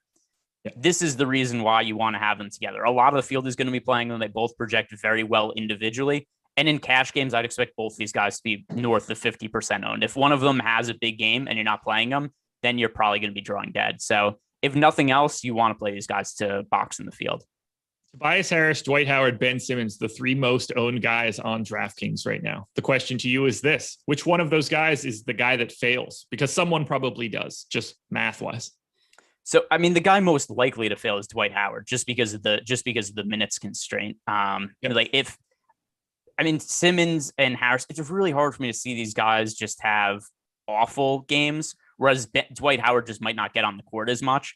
But the other thing about this that's funny, the overall ownership projections right now, which by the way, they are free to look at. Of the top, 3, 4, 5, 6, 7, 8, 9 most rostered players, 8 of them are from the first game of the slate. Tobias Harris, Dwight Howard, Ben Simmons, Russell Westbrook, Paul George, Rui Hachimura, Matisse Thybulle, Daniel Gafford, Seth Curry. Those are the most popular plays on DraftKings today. Paul George is the only guy that is not in the first game of the slate. Yeah, and no part of that surprises me. Nope, not at all. Soul Dope, Brooks and Hachimura, or Hardaway and Slow-Mo? I really like Hachimura today, so I feel like that's going to be my answer, but I will check that. Samesies. I don't even like Dylan Brooks, but it doesn't matter. I like Hachimura so much more than those other options. Yeah, it is Hachimura and Brooks. All right, time to start scrambling. What do we got? Just over 4, probably around 3 minutes or so. I got on my first refresh of my crunches, I ended up with 90% of Matisse Thybulle. That is not my intention right now, but it's going to be pretty close. Yeah, I have no ino with loading up on Matisse Thybulle. While you're doing that, I'm going to read off some of the questions we have in the premium Slack. I'll just answer them really quick. We have from Bino Amadeo, FanDuel GPP 2v2, Mitchell and Howard, or Curry and Gobert. That's a really interesting one. I lean towards the Curry and Gobert side. I don't have a whole bunch of Donovan Mitchell exposure today. And even though I like Dwight Howard a lot, I like Seth Curry a whole bunch too. So that is going to be a slight lean for me there. Tank forever, Westbrook and Maxey, or Morant and Bojan. I don't think there's a real desire to get, for me at least, to get to Maxey. Now that Thybulle is starting, Josh, I assume that this kind of limited your Maxey, how much you liked him from earlier? Yep, it does. All right. I have like 8% now. I don't like either sides of those, Mr. Tank Forever. I would say, is there a different value play you could get in there other than Tyrese Maxey? Because I don't really like Bojan Bogdanovic, but I don't like Westbrook paired with Maxey. I don't think that is I don't think that's totally optimal for this slate to get to Maxey. I don't know what his minutes are going to be now. From Youtingly, any Neto on DK at 3.3K. Yes, I think he's a good play. He's also, before when we were asked about the Tyrese Maxey 2v2, I'd rather play Neto than Tyrese Maxey. And as for Neto's exposure for me, it comes down a little bit with Matisse Thybulle in play now, just because it's another value option. And we didn't have them when we first started the show. So Neto's still in play for me, but he was somebody that I was really looking to be heavy on earlier in the day. And while I still like him, he gets pinched a little bit for me just because we have Matisse Thybulle as an option now. And ownership right now on Neto has gone to sub 10% on FanDuel, and Neto on DraftKings is now projected for still the same, around 17% ownership. But yeah, I think Neto is still worth playing. How are your lineups doing there, Josh? I got everything in. Do you want to talk a little bit of exposures for what you've got going today? Sure. Who are your 5 most exposed plays for today? It is Dwight Howard, Tobias Harris, Ben Simmons, Matisse Thybulle, and Rui Hachimura. So I've got Harris, Thybulle, Simmons, Gafford, Rui. There we go. Hey, a lot of guys from if I was to just screen cap what I'm looking at in Fantasy Crunch right now, it is all the same color it is just red at the top, especially because the Clippers, it's the same color also, but yeah, it's just red across the board. Guys I'm most over the field on that aren't picking up a ton of ownership: Ja Morant, Hull Neto, Probably Bradley Beal at this point. He's the guy that sort of took the jump up for me now that I have a little bit of extra salary.